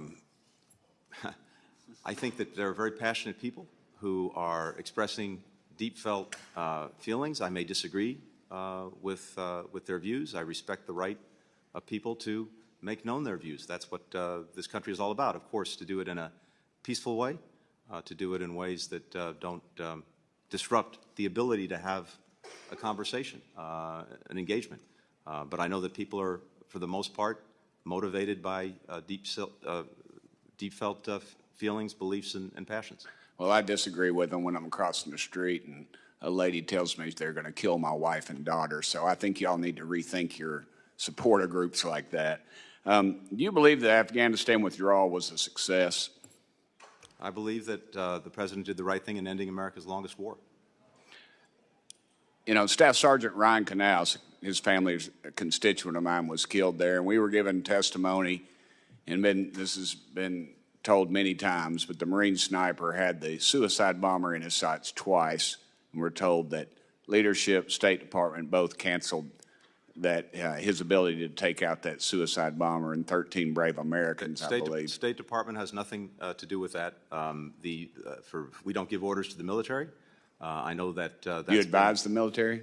We don't advise the military. We don't give orders to the military. Are you in contact with the military? Of course, yes, absolutely. All right. Should we be paying taxes to the Taliban? We don't pay taxes to the Taliban, as I think we were discussing with your Mr. Secretary, the Special Inspector General for Afghanistan Reconstruction has found at least $10.9 million of U.S. taxpayer money was paid to the Taliban in the form of taxes since the withdrawal of 2021. Are you saying that they're not telling the truth? Yeah, what happens is this, Congressman. We provided life-saving, desperately needed assistance to NGOs and the United Nations, which is spent in Afghanistan, $2 billion. Of that, according to the report, about $10 million, or 0.5%. Yes, so $10 million maybe not a lot to you, sir, but I can guarantee the people in Tennessee that's a heck of a lot of money. That's a heck of a lot of money. And to brush it off as a minuscule amount, I think just shows how out of touch you are with the American people. That was a statement. That wasn't a question. You provided aid to Gaza, which was then stolen by Hamas. How many terrorist groups are we funding or supplying with aid? None. None.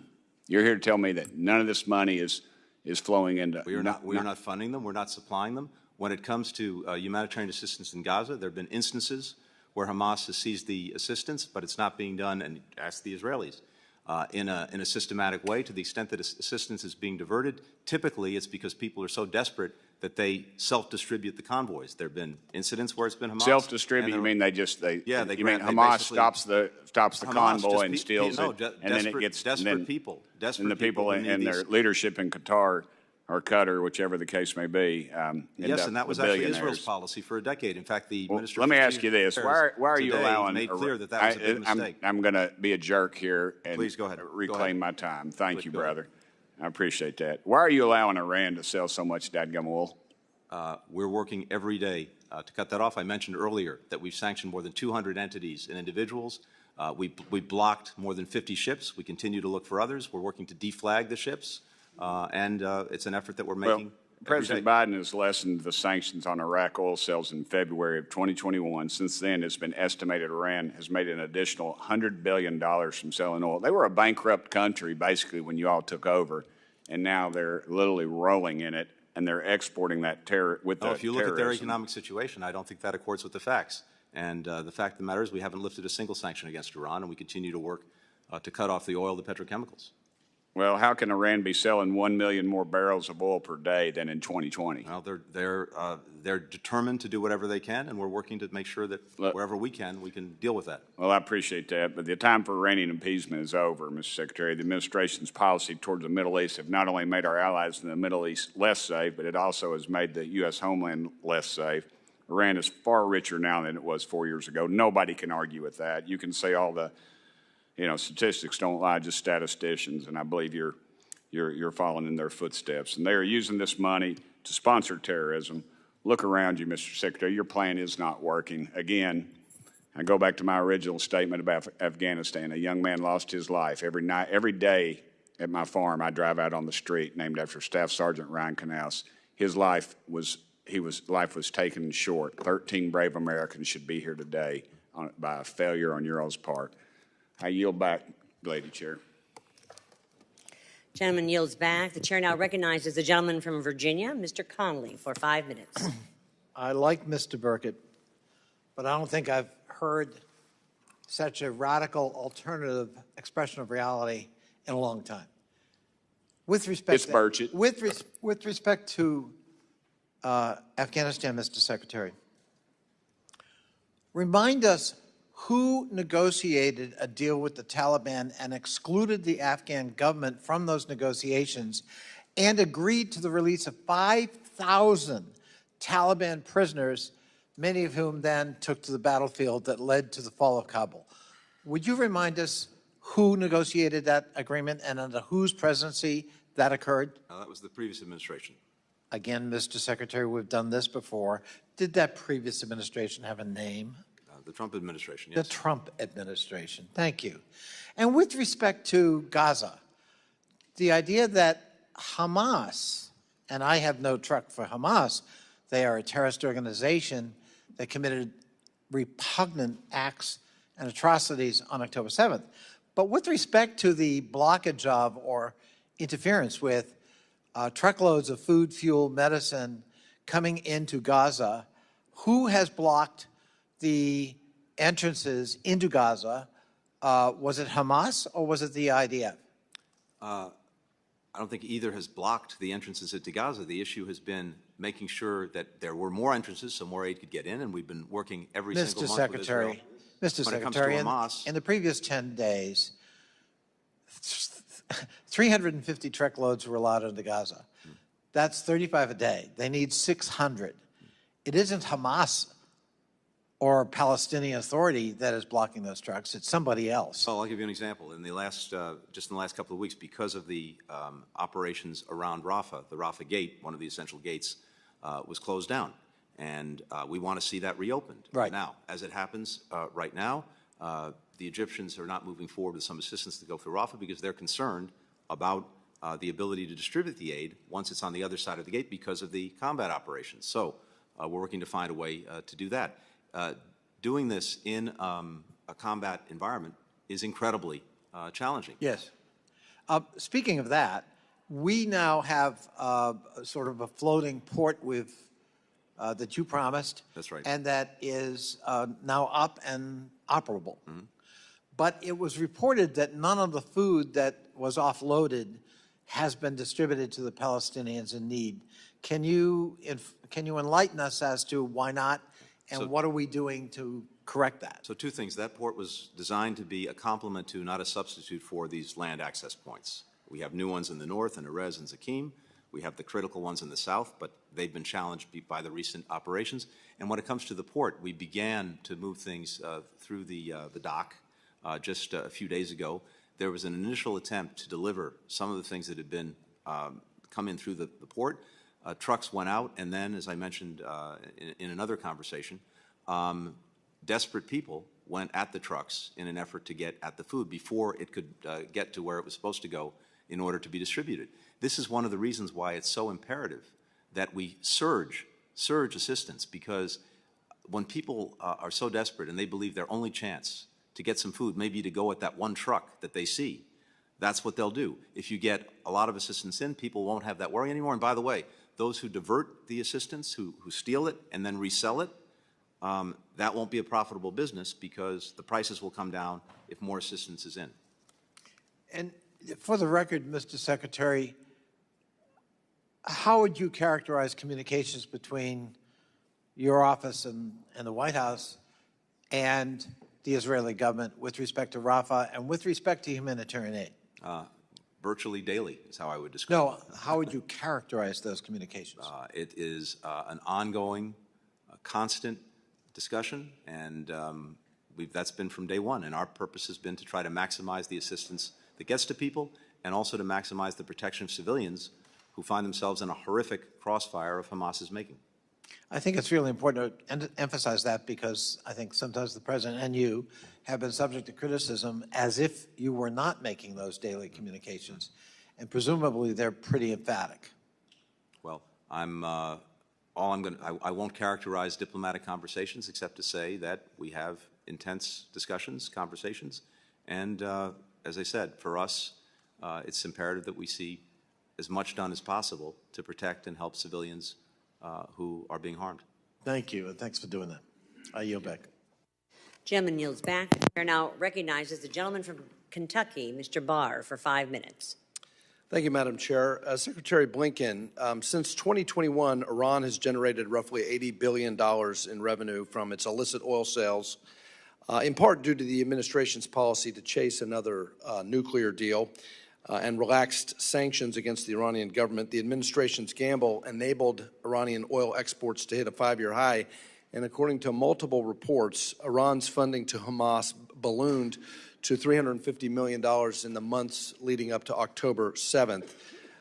Does the administration, do you now admit that reversing the maximum pressure campaign, the sanctions relief, was a mistake? Yeah, there really hasn't been sanctions relief. All of the sanctions programs are in effect. We've applied sanctions more than 600 times against Iranian entities, against Iranian individuals. Let me read from a report of the Associated Press, February 18th, 2021. Now, you say there was no sanctions relief, and I'm quoting the article. The Biden administration on Thursday rescinded former President Donald Trump's restoration of UN sanctions on Iran, an announcement that could help Washington move toward rejoining the 2015 nuclear agreement aimed at reining in the Islamic Republic's nuclear program. Are you suggesting that that report was false? Our own sanctions, those programs, none of them have been lifted. And again, when it comes to the nuclear agreement, it was one of the worst mistakes that was made to get out of that agreement, because at least we had Iran's nuclear program in a box. The breakout time to develop fissile material was over 1 year. It's now come down to 2 or 3 weeks. We can all see that's a real problem. I think that we can all see that allowing Iran to renew its oil exports was a colossal error that helped finance this terrible attack against our key ally on October 7th. Let me move to the ICC prosecutor's decision to submit an arrest warrant for Israel's prime minister and defense minister. Obviously, that decision is as absurd as it is outrageous, and I credit the president for calling it outrageous. The problem, though, Mr. Secretary, that I have is that on May 12th, you stated that the civilian casualty numbers reported by Hamas make it, quote, reasonable to conclude that there are instances where Israel has acted in ways that are not consistent with international humanitarian law. Is that correct? Is that what you said? That's what the report says, yes. Well, so here's my concern, is that your words may very well have contributed to the ICC's attempt to prosecute Prime Minister Netanyahu. Do you not see how your words could very well be used against our own policy? No, because the report goes on to say that those incidents, which Israel itself acknowledges, is actually investigating. And the court, the international court, the reason this is so wrongheaded, among other things, is that it is engaging in a way that it was not supposed to do, which is to be a court of last resort where another country is either unwilling or unable to investigate itself. And the report makes clear that not only are we investigating instances where arms may have been misused, so is Israel. So do you disavow Hamas's own statistics? Do you disavow those? Do you disavow the idea that Israel has acted in a manner inconsistent with international law? As I said, given the totality of the damage that's been done, given the fact that American weapons have been used, it is reasonable to assess that there are instances in which international humanitarian law was not followed. And indeed, well, this is the problem that we have, and maybe this is why you all are making this is why maybe the administration is holding arms from our ally that would enable them to finish the job as they did. You did not put a hold, and the administration did not put a hold on bombs when the IDF went into Gaza City, correct? Correct. And Gaza City is a dense urban environment, just as you described Rafah, correct? That's correct. So what's the difference? We've seen and we've had concerns about the way these large yield munitions have been used in dense urban environments. Well, what I'm concerned about is that the difference is that the domestic political environment in the United States has changed. No, but withholding these weapons from Israel is sending a terrible signal to our enemies. Is the administration's view that the only acceptable response is air defense rather than preventing attacks before they happen? No, absolutely not. And in fact, we have a better way to get at the enduring problem of Hamas, and that's what we've been discussing with Israel for many weeks now, including in Rafah. Well, as Israel is facing threats from Iran, Hezbollah, Hamas, and other Iranian terrorist proxies, they need these weapons to deter further attacks, and we need to come to their defense and not accuse them of violating international law.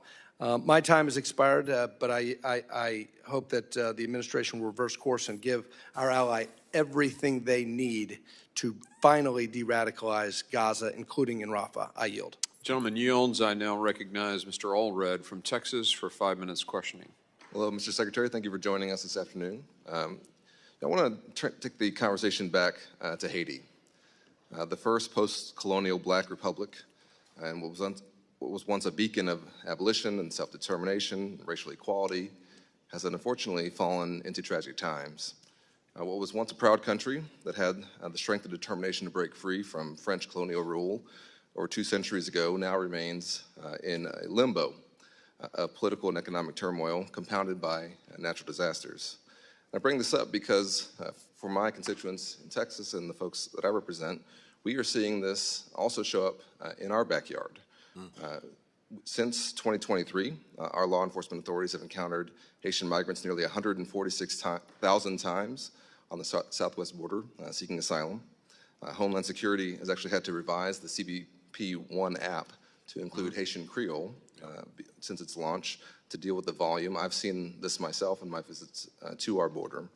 And with the arrival of President Ruto and the Kenyan command staff arriving in Haiti ahead of their multinational security support force effort, can you share how you see that Kenyan-led effort going? What's their mission? How are we supporting them? And can we support them as we continue to keep our other commitments around the globe? Thank you. I think this is a vital mission precisely because Haiti is really on a precipice of becoming a failed state. But we've seen positive developments in the last weeks that we need to build on. One, we have a transitional presidential council, which is starting to enable Haiti to get back on the democratic track and to get to elections in which it will have a properly mandated government. Second, we've actually seen the Haitian National Police, which is outmanned and outgunned by these gangs, stand up in more effective ways, including regaining control of the airport. Commercial flights have resumed. We expect American carriers to start moving very soon, as well as other critical infrastructure. But this is critical to get back security control, to take it away from the gangs. The police are trying. They need more help. The purpose of this mission, which Kenya and a number of other countries have stood up and volunteered to do, is basically to provide operational as well as static support to the Haitian National Police to counter the gangs, to reestablish security, to create the conditions for elections, to create the conditions for aid and development assistance to actually get into Haiti. It's time-bound, it's focused on police, and it's really focused on strengthening and bolstering the capacity of the Haitian National Police to take this on for themselves and to get that handoff. But they need some near-term support. That's what the mission would do. For us, this is not us policing the world because there are no Americans involved in this. Yes, the financing, the funding, it's critical that we play a lead role in that, but we have a number of other countries that have contributed significant sums to this, and now we really need to make the decision to be able to go forward with that funding. And it's your belief that we can support this multinational effort while also keeping our commitments to Ukraine and Taiwan or other allies? Yes, given the sums involved, absolutely. Yeah. And DOD is providing some in-kind support, but we also need some direct assistance that we're prepared to move forward with. Yeah. Well, I also wanted to ask you about recent reports of Russia's Wagner forces working to expand their operations in Haiti. Can you discuss that in this setting? In Haiti, did you say? Yes, sir. So let me come back to you on that. Okay. I haven't seen myself reports of Wagner. Unfortunately, we've seen reports of Wagner or its successors in too many parts of Africa, making terrible trouble for people in those countries. But I'll come back to you on Haiti. Well, I'm sure they're looking to take advantage of every spot where they can. And we've seen reports of international crime syndicates like the Colombian cartel that are providing automatic weapons to the gangs, which are now becoming more militias in Haiti. How can we counteract that, and what are we doing to address that? So I think that's critical. It's critical not only in Haiti, but it's critical in other parts of our hemisphere, including in Mexico. And we want to make sure that these gangs do not get guns, including guns coming from the United States. It's one reason why it was important that Congress federalized the crime of gun trafficking so that we have better authorities to get at guns that are being illegally trafficked in our own hemisphere, including to Haiti. And the point you made I want to come back to earlier is that the challenging, more than challenging situation in Haiti is a driver of irregular migration. And it's clearly in our interest to make sure that we're doing what we can to give Haiti a better way forward so that we don't have that driver of irregular migration. Yeah. Well, thank you, Mr. Secretary. I wanted to make sure that my constituents and folks in Texas and here in the country understand that we have a stake in what happens in Haiti as well, and that our efforts to stabilize Haiti benefit us. That's right. And that this Kenyan-led effort deserves our support, and that we can do it consistent with our other commitments. So thank you for your testimony. Thank you. Gentleman yields. The chair recognizes Ms. Kim from California for 5 minutes of questioning. Thank you, Secretary Blinken. Thank you very much for coming to our committee today. I want to switch gear to Indo-Pacific. Last month, CCP orchestrated the passage of the draconian Article 23 legislation in Hong Kong that is part of, as you said, intensifying repression and could be applied outside of its borders as part of China's ongoing campaign of transnational repression. Despite the State Department's determination and actions taken to impose some visa restrictions, there have been no Hong Kong officials that were sanctioned since 2021. And it should be noted that in 2020, it took the administration only 5 weeks after passage of Hong Kong's national security law to issue sanctions. And Article 23 is much worse by all accounts. So could you tell us why the administration hasn't sanctioned officials in Hong Kong since 2021, despite intensifying repression in the last year? So we've designated, first and foremost, 7 officials from the PRC for the actions that are being taken in Hong Kong, including exactly what you've just cited. And as well, we are imposing visa restrictions on Hong Kong officials for the actions that they've taken to undermine freedom, to undermine autonomy. Secretary, I want you to know that I have introduced Hong Kong Sanctions Act that lists 49 Hong Kong judges, prosecutors, officials playing an active role in persecuting dissidents in Hong Kong. So if my office transmits the list of these individuals to you, can you assure me that you will evaluate whether these individuals can be sanctioned under existing authorities? Yes. Thank you very much. I also want to ask you if you have any plans to impose targeted sanctions on perpetrator of that repression based on Article 23 that we talked about earlier. Yeah, we're looking across the board at taking necessary actions, including sanctions against individuals who are undermining Hong Kong's basic autonomy. Okay. And we'll continue to do that, but I'm happy to look at the list that you have. Thank you. Let me turn to Korean Peninsula issue. Special Envoy Julie Turner was finally sworn in by the State Department last October, but as you know, she was confirmed by the Senate, and it took months before she was finally sworn in by your department.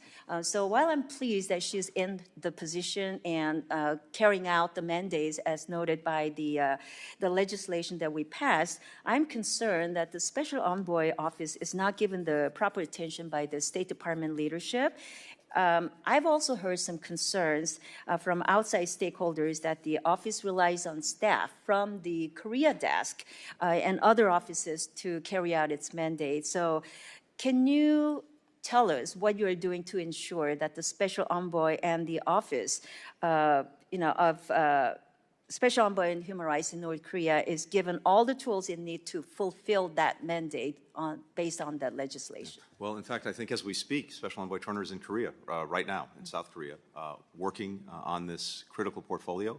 And yes, I'm going to make sure that she continues to have the resources, the support that she needs. And in all of our engagements with... Does she have a separate staff just dedicated to that, so she doesn't have to outsource staffing and support from other offices? We want to make sure that she has what she needs, but of course it would help if we got our budget passed and we were able to actually resource the department, including with the staff that we need across the department. Let me talk to you about Taiwan. As you know, Taiwan is a critical public health partner to the U.S.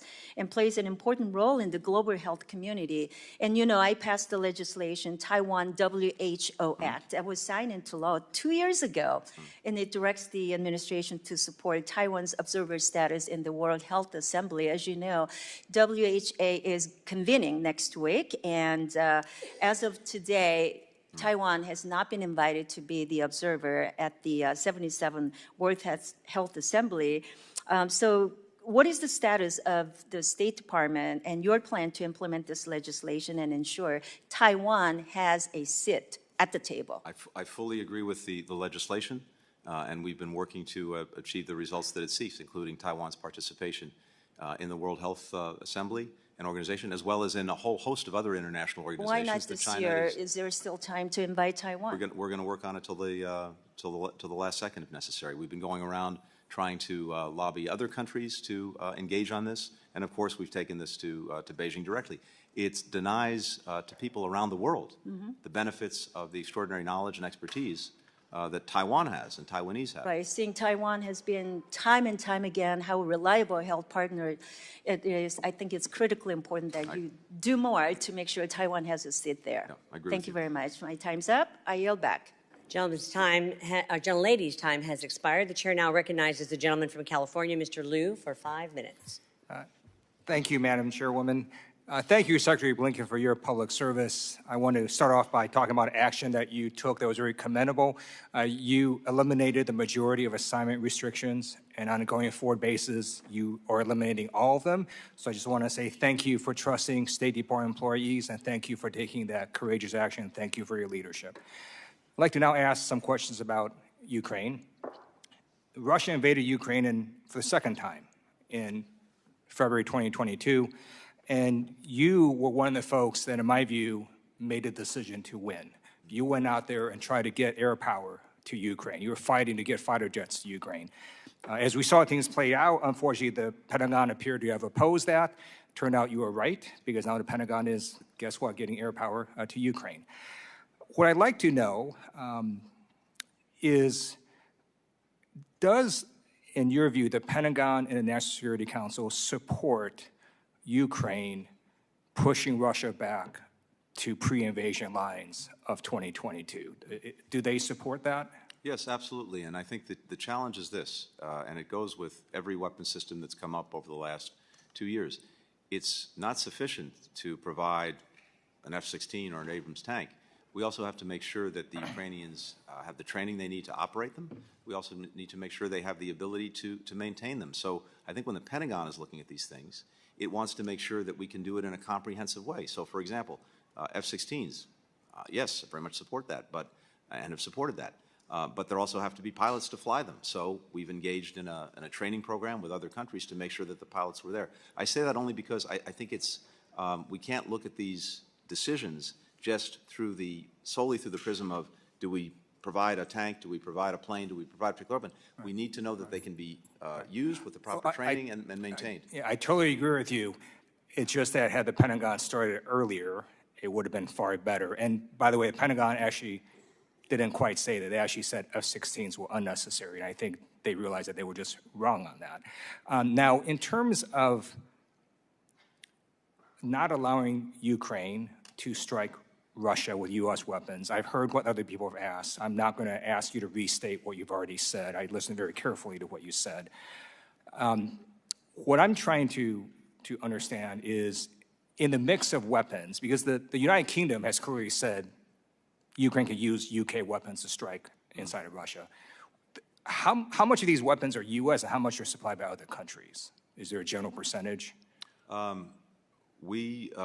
think it really depends on the category of weapons. So you'd have to distinguish between munitions, between missiles, between tanks, between armored vehicles. I can get you a breakdown, but it varies according to the category. Thank you. Are you convenient if you could do that? And I just urge you personally to get the Pentagon and SC to do what you did, which is to make the decision to win. Now, I'd like to ask something about an action completely within the State Department's control, and just trying to understand the reasons why it hasn't happened yet. Russia has supported terrorist groups, and I believe when we looked at it, they meet the technical definition of a state sponsor of terrorism. What is their policy reason or reasons for why that designation has not happened yet? So I think there are a few things. First, of course, we have unprecedented and a variety of sanctions, export controls, you name it, on Russia. War crimes, atrocities, and I think that frame that they're committing war crimes and atrocities is the most accurate one, and using the authorities that we have in those areas we think is most appropriate. Aggression is not terrorism. These are distinct things. Second, the concern, I think, with the SST designation, besides we don't think it actually fits what Russia is doing, is it does run the risk of undercutting some of the multilateral cooperation and coordination we've had on sanctions. It would be extremely difficult to reverse if we ever got to the place where there were peace negotiations and that was something that you wanted to put in play in order to get over the goal line. But the other real problem is it could interfere with the efforts that we're making, very vigorous efforts we're getting, to make sure that Russia pays for the terrible damage it's done in Ukraine, including the use of its sovereign assets, because those could be tied up in litigation if we have a state-sponsored terrorism designation. So there are a number of practical reasons why, again, we don't think it's the best way to go forward. We think we have the necessary authorities. We're using them. They're more accurate in terms of describing what Russia is doing, and we don't want to have unintended consequences, second or third order effects that could actually make things more complicated in achieving what we're trying to achieve. Thank you. I yield back. Gentleman's time's expired. The chair now recognizes the gentlelady from Florida, Mrs. Salazar, for 5 minutes. Thank you. Welcome, Mr. Secretary. Wonderful to have you here. You know, I just want to make the observation of what a great republic we have. You, the foreign minister of the most important country in the world, you have to come to talk to the representatives of the people and have to go through this very tortuous process. You know, and I'm sure that that is agony for you, but my constituents in Miami would love to have the foreign minister of Venezuela or Cuba, right, or Nicaragua right in front of us, sitting in the same chair you are. So once again, thank you for being here, for your service. And long live the United States for that beautiful system. I just mentioned Cuba. A week ago, your State Department took Cuba out of a semi-blacklist for countries that support terrorism. Not the main one, but the second one. On Monday, Cuban officials were at the Miami International Airport that I represent reviewing how we do counterterrorism. Cuba? Those two facts are a clear indication, sir, that you have all the intentions in the world to take Cuba out of the list of terrorist countries, even though Cuba supports Hamas and harbors American fugitives. So my question is simple. Have you begun the 6 months process required by the export controls law to remove the island from the list? Very quickly, first, just to clear up a couple of things, if I can, but I will come to your question as quickly as I can. Yeah, but remember that my time is running and I have 4 more countries. Okay. So tell me, did you start the process required by the export controls to remove Cuba? It's 6 months and you need to start the process by July 21st. We have an annual requirement to review the not fully cooperating list. We did that, and there were changed circumstances, including the fact that Colombia was no longer seeking the extradition of the ELN members who were in Cuba. But that's a little excuse, sir. Cuba has fugitives from the United States. It supports, come on. They do, for sure. All right, but so then, but my question is, are you going to take them off the main blacklist, which is the terrorist list for sponsor of terrorism? In the near term, no, there's no intent to do that, but as necessary, we'll review, and we always have to. But you have to review up until July 21st, according to the law. So are you planning to do that? I do not see anything happening by July 21st. So will you commit, like you did last year, and you fulfilled your promise not to remove it from the list this time from now until November 5th, the election time? Right now, and you commit to that? All I can tell you is that right now, in terms of July, that is July 21st. That's not happening. Yeah, July 21st. Colombia. Let's go to President Petro, who has threatened to change the Colombian constitution without going through the Colombian Congress, similar to what Hugo Chavez did 25 years ago. Last month, Petro broke relations with Israel, and you know that President Biden loves President Petro. And my question to you is this: if Petro dares to break the Colombian constitution, just like Chavez did, do you think that President Biden will change the perception he has on President Petro? I'm not going to comment on President Biden's will views. Will you change what you think of Colombia? Let's see what actions are taken. We look to see in any country, partner, ally, adversary, Mr. the actions, Secretary, not the individuals. President Petro has said that he is going to change the Constitution. He said it himself. I appreciate it, but let's see what actions are taken. I don't want to engage in hypotheticals. And if he were to take that action of changing the Constitution and becoming another Chavez? I am not expert enough in Colombia's Constitution or its laws to know exactly what he is contemplating and what that would do or not do. Contemplating on perpetuating, of staying in power forever and ever, amen, just like Chavez did. That's what he's planning to do. Presumably, that would be something we would object to, but again, I don't want to get into a hypothetical because I just don't know the. But by your answer, you're giving him a green light to do that. You know that. Hardly. All right. Well, at least send the message that the United States is going to be very aware of what he's doing. Let's go to Venezuela. You know that Maduro will steal the presidential election July 28th, 2 months from now. He's going to steal it. You and I know it. I salute you and the White House for having reimposed oil sanctions under Maduro regime.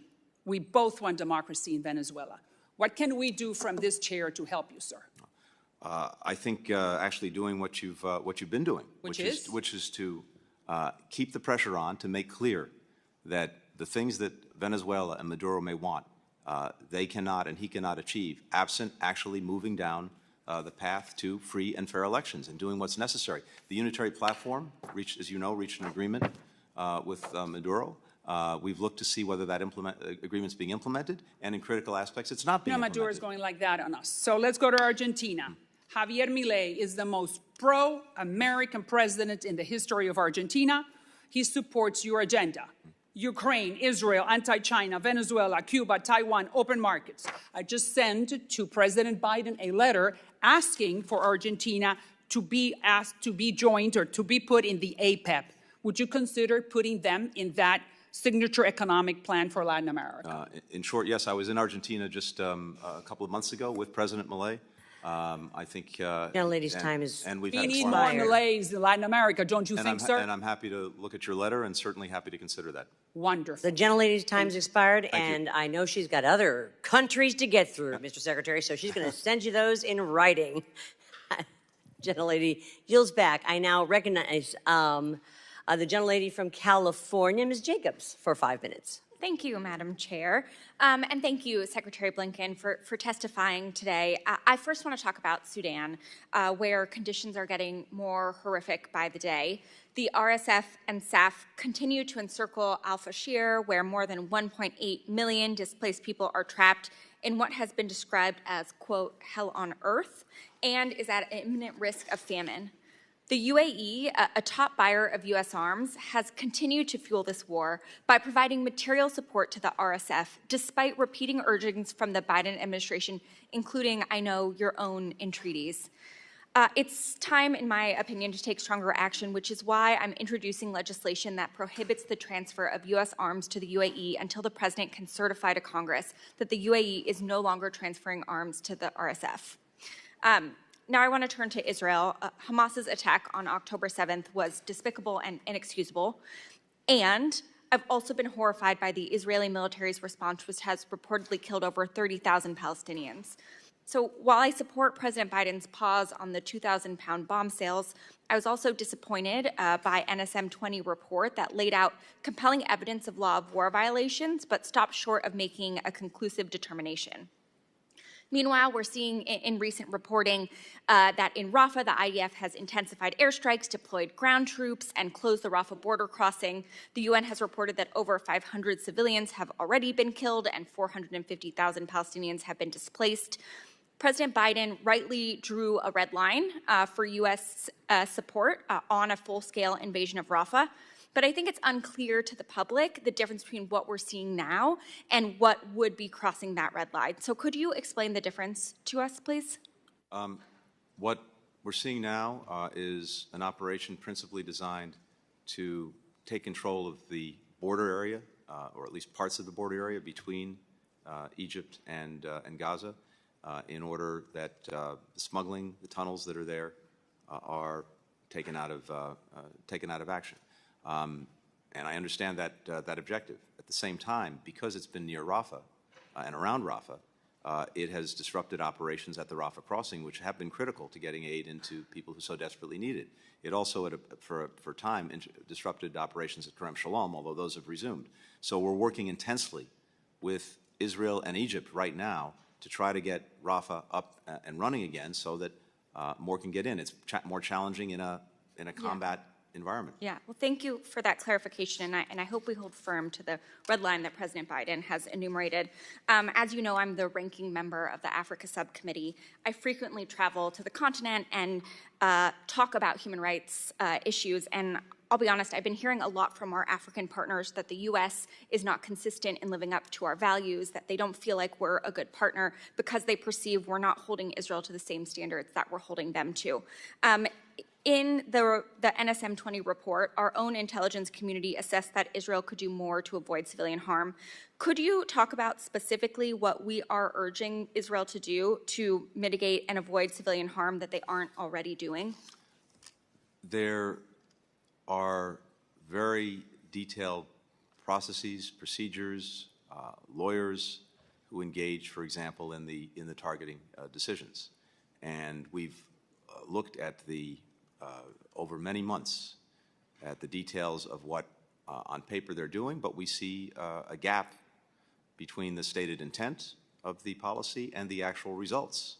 Now, it's also a fact that is not always recognized that they're dealing in an environment, in a terrain that is almost unique, because you have an enemy that hides behind and hides underneath civilians in apartment buildings, in hospitals, in mosques, in schools. And that makes what they're doing incredibly challenging. But from our perspective, we think it's imperative that a priority be placed on civilian protection and on making every possible effort to try to ensure that even in that usually challenged environment, civilians are not harmed and, relatedly, get the assistance they need to survive. Yeah, well, I agree with you, and I would hope the department is leveraging the intel community's assessment to urge Israel to do more because, frankly, not only human lives, but our international reputation depends on it. Lastly, the NSM-20 report said that they didn't reach an affirmative conclusion about Israel's use of U.S. weapons because Israel's failure to share complete information. How are we addressing this lack of transparency? Well, there are two things in the report. One goes to the use of any weapons provided by the United States, and there, as the report noted, based on the totality of the damage done, and the use of weapons, it's reasonable to assess that in some instances they acted in ways that were inconsistent with international humanitarian law. Those instances are all under investigation by us, but also critically by Israel itself. Separate from that is the provision of humanitarian assistance. And there, it's been important to get as much cooperation as possible on getting more access. Thank you. Yield back. Young lady yields back, and the chair now recognizes the gentleman from Michigan, Mr. Huizinga, for 5 minutes. Thank you, Madam Chair.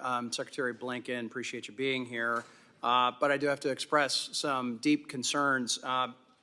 You and the administration are holding munitions hostage from our ally Israel in what many believe is an effort to score a few political points in swing states like mine back home. Meanwhile, as an actual hostages being held, some of whom are American and documented to be Americans, that would be perceived by many of us as a complete slap in the face to those hostages who are yet being left behind. Meanwhile, oil profits in Iran have skyrocketed under your and the Biden tenure due to a lack of sanctions enforcement. I sit on the Financial Services Committee. I'm part of those sanctions, the creating of those. In 2020, Iran was exporting 400,000 barrels per day of oil. 2023, that has reached 2 million barrels a day. And what has changed, and why have the Ayatollahs decided to flip the switch under the Biden administration, is something that many of us have been concerned about and expressing. And meanwhile, we have a situation where the president of Iran went down in a helicopter crash, and one of your deputies at the UN and yourself had expressed condolences over this. I'm curious, is the world a safer place because of your efforts to offer respect to a leader who murdered, tortured, and exterminated thousands of Iranians, has been behind every proxy war that we've been involved in, which is responsible for American deaths? I mean, how is that bringing any respect? How is that advancing your agenda on the world stage? Our views of Mr. Arisi and the horrific actions he took both as a judge and as a president in repressing his own people, our policies toward Iran, including working to impose sanctions on more than 600 individual entities, 200 in the petrochemical sector, none of that has changed or will change, as I mentioned But earlier. why would you offer condolences and the official condolences of the United States government to somebody who has murdered our troops? When the leader of another country dies, as in the past, this has often been the case, we've expressed official condolences, but it doesn't go to our feelings about that person or the actions that he's taken. I wonder what my friend from Miami would think about us offering condolences to many of those Latin American leaders that we were just talking about. I think I know the answer because I would agree with her. In the meantime, I've introduced a resolution condemning this inappropriate decision by your department, and I urge all my colleagues to sign on to that. I'm going to transition to NATO here for a couple of minutes. Just last week, I did something that's rarely done here in the U.S. Congress. I united foreign diplomats and a few members on this committee who were in a bit of an uproar when I dared to mention that certain countries are not pulling their weight by meeting a 2% defense spending benchmark in the NATO alliance. It was certainly, I think, fair game on my end. It seemed a bit unexpected from them, especially when we see some countries heading in the wrong direction with their defense spending, literally going backwards in this. Do you believe your efforts will get the remaining 8 nations of Belgium, Canada, Spain, Luxembourg, Turkey, Slovenia, and Portugal across the 2% threshold by the agreed-upon 2024 timeline? I think by the end of this year, Congressman, we'll probably have maybe 20 or 21 of the 32 allies that are across the 2% threshold. The others should have clear plans to achieve that threshold. We've gotten more countries to achieve what about those nations that are offering no real timetable and instead are going backwards? Yeah, we want to see them offer a timetable and make it clear how they're going to get to the 2%. But how are you getting those conversations moving? Believe me, we're engaged with them on a constant basis to get that done. And President Biden's been deeply engaged. I've been deeply engaged, and we've made significant progress in having well over now 2/3 of the alliance that will meet the mark. And we want to make sure that we have clear plans from the others to do it. I guess I'm still not hearing what you are doing to make sure that those plans are being come forward. Are you demanding or requesting those plans to be presented? We are certainly requesting them, yes. And will you be sharing those with this committee? As soon as we get information from partners about what they plan to do, and it's public information, we'll make it known. Well, we have to. America is not safer abroad right now, whether it's our southern border or what's been happening in the Middle East. We need to make sure that we have a strong front on that. And with that, I yield back. Gentleman yields back. The chair now recognizes the gentlelady from North Carolina, Ms. Manning, for 5 minutes. Thank you, Madam Chair. Mr. Secretary, thank you for your very dedicated service to our country and your tireless efforts to find a path forward in the Middle East. Secretary Blinken, what in the world happened with the ceasefire negotiations between Israel and Hamas in Egypt? We were told first that Israel put a very, very good offer on the table with the approval of the U.S. Next, Hamas claimed that they accepted that offer. They blamed Israel for walking away. Then we recently met with the Egyptian ambassador who blamed the failure of those talks on Israel. And today we heard reports that the Egyptians actually changed the terms of the Israeli offer before relaying that offer to Hamas. We have hostage families desperate to see their loved ones. We have no proof of life for the majority of hostages. We have American families desperate for an agreement that will release their loved ones. And now we learn that Egypt, a country we give millions of dollars in aid every year, failed to accurately and honestly convey a good ceasefire offer and then put the blame on Israel when the talks failed. What's really going on there?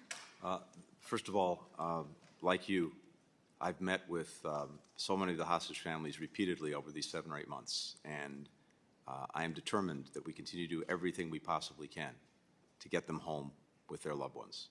I know these people, and it's personal. Beyond that, what I can tell you is this. Both Egypt and Qatar have been intensely involved in the efforts to get a ceasefire hostage agreement. The last proposal that was put forward, and as I said, yes, it was a strong proposal by Israel that was put forward. Hamas said it agreed to it, but Hamas, made changes to the agreement that were unacceptable. So the Egyptians did not make changes to the agreement?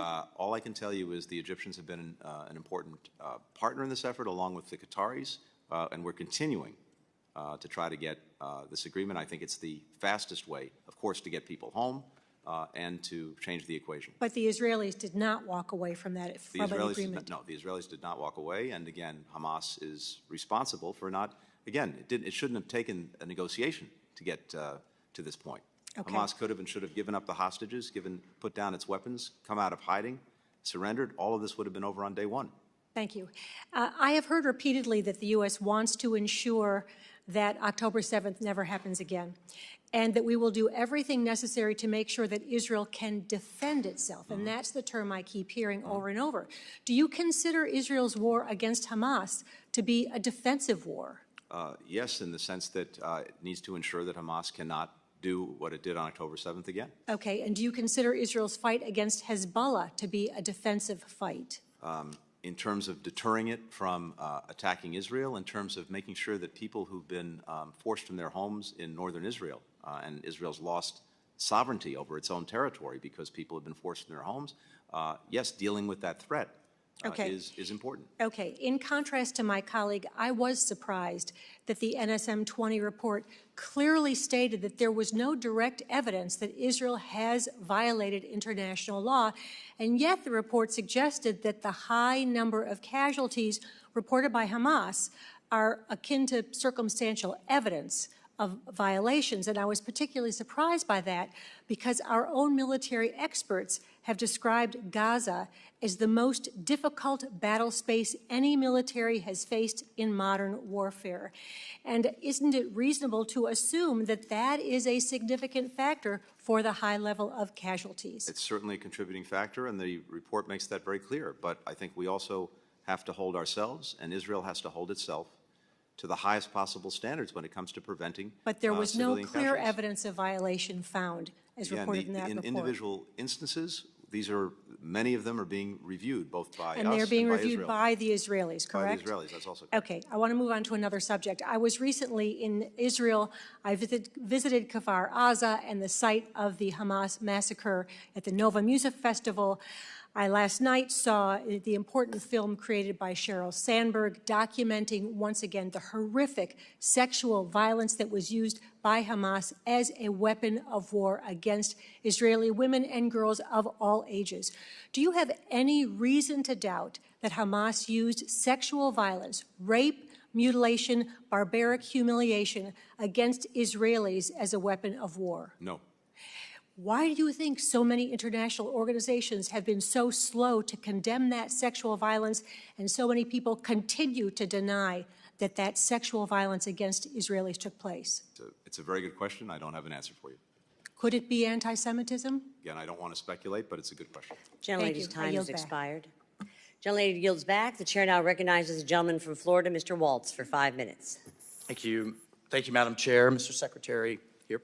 I just have a simple question for you. Is the world safer under your tenure as Secretary? I think the world is an incredibly dangerous place, but we're able to deal with it more effectively and in a more secure manner because we've rebuilt our alliances, created new ones. We have more partners. How's our to deal with alliance these with our Afghan partners and allies? How's that going? The ones that, the many that we've brought to the United States since withdrawing from Afghanistan. Did deterrence fail Putin from invading Ukraine? Putin was prevented because of our leadership in not erasing, preventing from erasing Ukraine from the map. Should the invasion have happened? I'm sorry. Did deterrence fail? We had a whole panoply of threatened sanctions, isolation, diplomatic isolation. But at the end of the day, he still invaded. He did indeed. Failed. And no. on the Has contrary, deterrence failed Iran supporting terrorism and its terrorist organizations Iran and has attacking supported, Israel? Unfortunately, horrifically, Iran has supported terrorism for decades. Mr. Secretary, I have here the disastrous Afghanistan withdrawal, the invasion of Ukraine, the unholy alliance between Russia and China, Hamas and Hezbollah attacks on Israel, Houthi attacking international shipping, hostages in Gaza, Iran flush with cash, the reemergence of ISIS-K now, 6 thwarted attacks in Europe, increased Chinese aggression, and the collapse of our influence in Central Africa and the Sahel. And we get 5 minutes for the million people I represent in a public hearing, and you're going to tell the American people with this list they're safer? let's go down that list. We ended America's longest war. We're better off for that.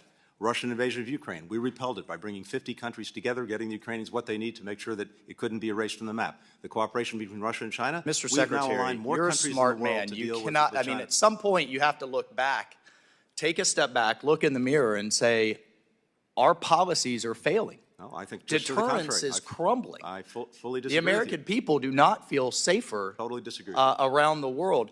Okay, let me ask you this. Do you agree with the National Security Advisor, Jake Sullivan, who said publicly in October of 2023, the Middle East is quieter than it has been for decades? In that moment, it was. And then he stated it again, except you then stated just a few months later, would argue that we've not seen a situation as dangerous as the one we're facing now across the region. What did you get wrong? What did he get wrong? I'd have to look at this. Well, first of all, again, in that moment, that was an accurate statement. Second, we've been. Did you have your head in the sand? We've been very. Did Jake Sullivan have his head in the sand? Again, I mean, like literally, did he have his head in the sand to say the region was the most, really a braggadocious moment? It's pretty amazing then when you have to retract your own kind of treatise in foreign affairs and change the language after the entire region blows up. That's a bit embarrassing, isn't it? On the contrary, I think what we've seen as well is a very effective effort to prevent the conflict that we've seen in Gaza from spreading as a result of American leadership. But it's spreading. Hundreds of attacks on our bases. Tell that to the 3 American Gold Star families. Let me ask you this. Did the Iranian government offer condolences to our Gold Star families on their death? Did they? I sincerely doubt it. I doubt it. But we offer it to the man behind their murder, Raisi, right? Okay. Let me ask you one more, and this one is near and dear to my heart, and I've engaged you privately. I've engaged you publicly. I've asked you about a particular SIV that is literally hiding day in and day out, being hunted by the Taliban.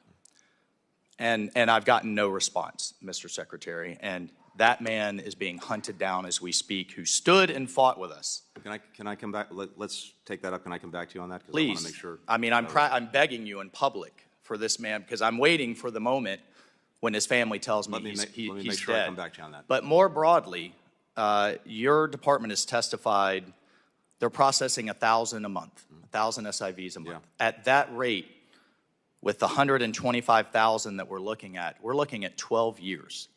Is that acceptable? As these people are being hunted down by the Taliban? We've issued, since withdrawing from Afghanistan, we've issued 45,000 SIVs. Is 12 years acceptable to get our allies out? I want to do it faster. It's a yes or no question. Is 12 years acceptable? No, we ought to be able to do it faster, but the part of that is I would just think that would be a simple no. Well, no, of course. We want to make sure that I'd like to get everyone 10 here years? tomorrow, but you've got to get people out of the country. 5 You years? have to, it's not a question of our processing ability. It's the ability to get them out For of the the country. veterans groups that are literally exhausting their own savings as the Taliban receives aid, portions of our aid, by the way, for these veterans groups, some of which have exhausted their kids' 529 plans, their savings plans, still trying to get these people out, what expectation can we give them? Gentleman's time The expectation is that we are working every single day to do that. I hope the program, by the way, it gets extended through 26 because we desperately need it. We'll We get need them more numbers, but if it takes 10 years to Gentleman's time to get there, and if you can increase the cap too, we'll get it for you. The chair now recognizes and we'll the, follow up on. Okay. Okay. Thank you. Thank you.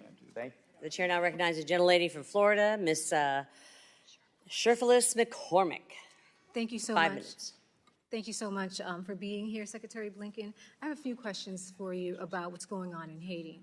We've heard a lot of conversation during this hearing about holding back funds, partisan stalling tactics. But as we see right now with the MSS program, the U.S. has pledged over $300 million, of which $80 million is being withheld by Republicans who are sitting on this committee right now. And it's unfortunate that I haven't heard of anyone on the Republican side actually mention what's going on in Haiti, where we have more than 1.4 million people who are actually facing a famine. We have close to 400,000 people who have been displaced, and then we have gross acts of violence against women, girls, and boys every single day. And so my question to you really has to go down to, now what is going to be the cause, the impact of the delay of the funding to Haiti's MSS program? Well, the delay of the funding would mean that potentially the program can't go forward, and that we have I think, a very important opportunity to turn things around and help the Haitian people turn things around by giving the Haitian National Police the support they need to fully and finally regain control of Port-au-Prince, the capital city, to deal more effectively with the gangs, to allow democracy to move forward in terms of an election, to allow humanitarian assistance and development aid to move forward, because in the absence of having control over the basic transportation hubs and infrastructure, none of that can happen. And we have countries that have stood up that are willing to take on this mission of supporting the police in a time-limited fashion, starting with Kenya, and President Ruto's here right now. But if we don't have that funding, we won't be able to support the program. And as I mentioned earlier, this is not America policing the world, because we don't have Americans on the ground doing this. We have others who stepped up to do it, but we need to give them the support that they need to do this I don't mission. mean to interrupt you, but talking about President Ruto, I spoke to him today, and he spoke about Kenya's commitment to helping Haiti and making sure that the Kenyan forces and the other forces have everything they need, which brings me to my next observation. When I speak to the leaders of other countries who have pledged their troops, who have pledged their dollars, they're questioning our commitment to this commitment to Haiti, who is our ally, which is another concern that I have, is that no one on the Republican side talked about our commitment and responsibility to Haiti, which is in our backyard, and who is actually our ally also, and how we're making, I mean, their actions by holding back funds is actually putting us in a position of weakness. And we see this playing out. Have you heard concerns from other countries about the ambivalence of the Republicans releasing the funds? Well, I don't think they talk about it in terms of parties, but they are concerned with our ability to come forward with the funds that we've committed to this effort, because we have a good number of countries who've come forward to make their own pledges, about $100 million, close to $100 million.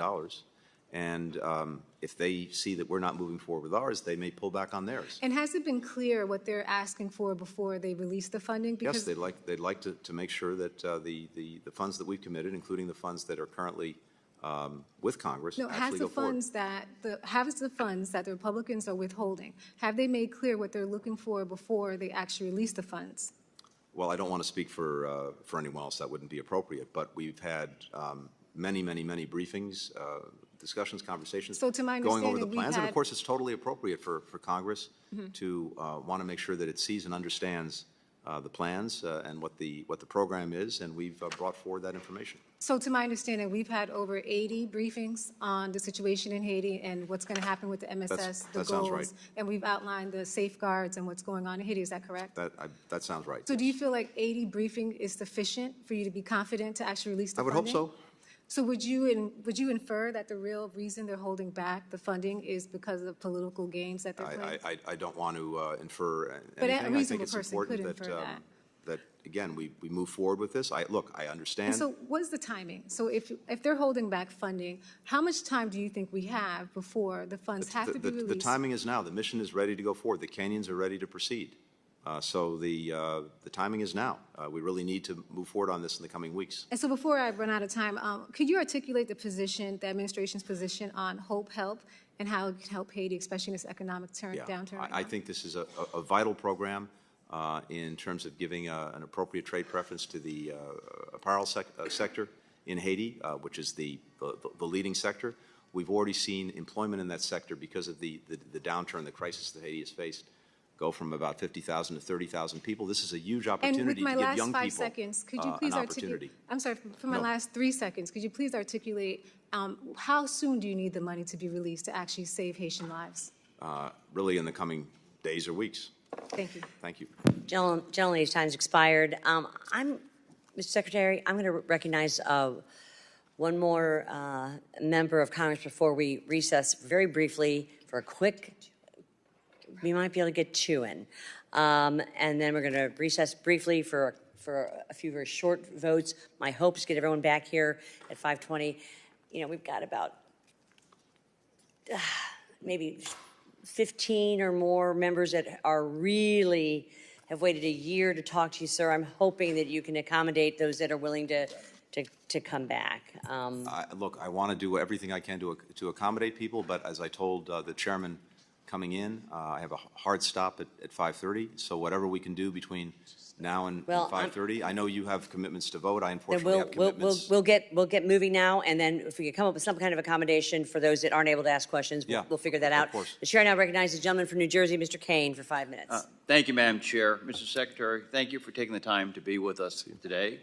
Mr. Secretary, during your recent visit to Ukraine, you said, quote, "We have not encouraged or enabled strikes outside Ukraine, but ultimately Ukraine has to make decisions for itself about how it's going to conduct this war," end of quote.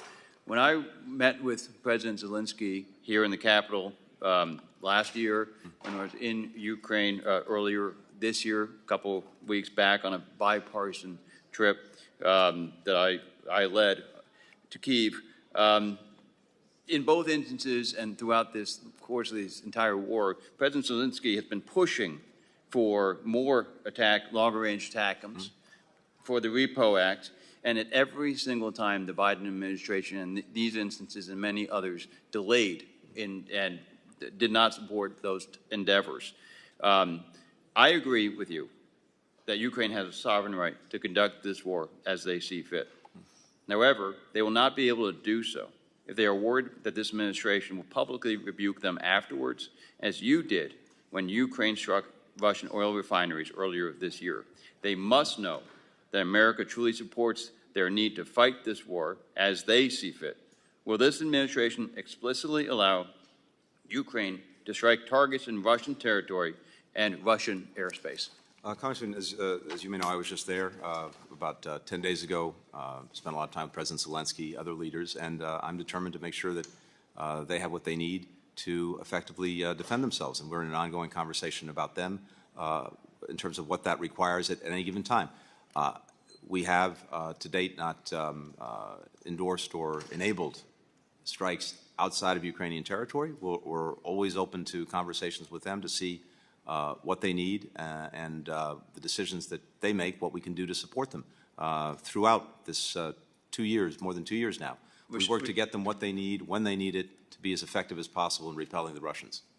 Respectfully, this administration has with frequency delayed the weapons that President Zelensky has needed in a timely fashion to actually accomplish the mission of defeating Putin's illegal invasion of Ukraine.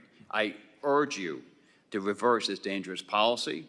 Russia has fought this war with gloves off since day one, and we cannot continue to tie Ukraine's hands. Has the administration indicated to Israel any limitations on its use of U.S. origin weapons against Hezbollah, as it has with Hamas and Rafah? Against Hezbollah? No. Okay. Well, the administration has made it clear that they do not want Israel to decisively win its war against Hamas. Which we do. I think we Hamas started very much do. Because they do not want Israel to undertake a significant operation. The question is whether that will be effective and whether that will be enduring. We believe we have a better way to deal with a problem we both agree has to be dealt with, and that is Hamas. If I may, please. What is the administration's current policy regarding the acceptable end state that is the evil that is Hamas at the end of this war if you do not support a Rafah operation? We do not want to see Hamas governing Gaza. We do not want to see Hamas representing an ongoing threat to Israel, the ability to repeat what happened on October 7th, and we're united in that goal. The question is how most effectively to achieve it in a way that's enduring. By delaying Israel the weaponry necessary to defeat the evil threat that is Hamas, you are hurting the situation, not helping it. I yield back. Thank you. Gentleman yields back. The chair now recognizes the gentleman from Arizona, Mr. Stanton, for 5 minutes. Thank you, Madam Chair. In about 2 weeks, the people of Mexico will head to the polls to elect a new president. The outcome will have wide-ranging impacts in my home state of Arizona and the entire United States. Arizona, America, and Mexico's fates are intertwined, not just as geographic neighbors, but as strategic partners in tackling increased global migration, illicit fentanyl trafficking, and water scarcity on both sides of the border. There are incredible opportunities before us. Mexico recently overtook China to become America's largest trading partner, As President Biden and congressional leaders work to bring advanced manufacturing back to the U.S., nearshoring supply chain components in Mexico and Latin America becomes all the more critical, particularly for national security. Secretary Blinken, I have a few questions about the outcome of the Mexican elections and how they might impact U.S.-Mexico relationship, and I ask you to keep your answers brief for timeliness. First, a record number of migrants crossing the U.S.-Mexico border has severely strained Arizona's state and local resources. We have to reestablish operational control of the southern border, and Mexico needs to do a lot more to manage U.S.-bound migration. Mr. Secretary, how does the department intend to work with the new Mexican government to limit migrants transiting through the country? We're already working intensely with the current government. That will continue under the next government, whatever it is. We've seen a decrease in migrant encounters from Mexico since December, going down from about 11 or 12,000 to 4 or 5,000. We want to do even more. And by the way, I think the bill that currently before Congress would be an important step in that direction. We hope that bill gets a hearing on our side of the Capitol. Illicit fentanyl is devastating American communities, almost all of it produced by Mexican drug cartels with precursor chemicals imported from China. A fact the current president of Mexico has repeatedly refused to acknowledge. Tough diplomacy brought China back to the negotiating table last year on this critical issue. How will the department work with the incoming Mexican administration to halt the import of Chinese precursor chemicals? Again, we've been working intensely with the current Mexican government on that. We've seen increased collaboration in terms of trying to bust up the criminal cartels, the enterprises on the Mexican side of the border. We've seen enhancements to the border itself in terms of screening technology to try to catch the fentanyl before it gets across the border. We have a whole-of-government approach. We're not only engaging the Mexican law enforcement authorities, but the regulatory authorities and others to make sure that their own companies are not engaged in the illicit diversion of these chemical precursors. And I have to say, I think the cooperation has increased significantly, and of course we want to do even more, and that will continue, that needs to continue, irrespective of the new government. A secure global semiconductor supply chain is essential to the success of domestic investments made under the CHIPS Act. I've introduced H.R. 8414, the Bipartisan Semiconductor Supply Chain Security and Diversification Act, to promote investment in a regional semiconductor ecosystem in Latin America.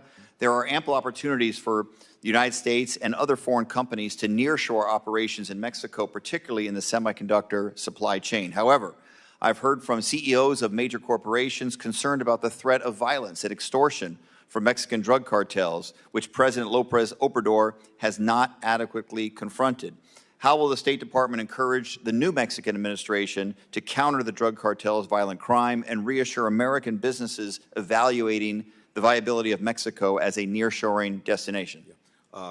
We've made exactly that argument to the current government, which is there's a tremendous opportunity, exactly as you've described, to nearshore, to have Mexico be a critical part of the supply chain. But the business environment itself, including the regulatory environment, and making sure that the private sector can do what it needs to do is critical. And yes, the security environment is critical as well.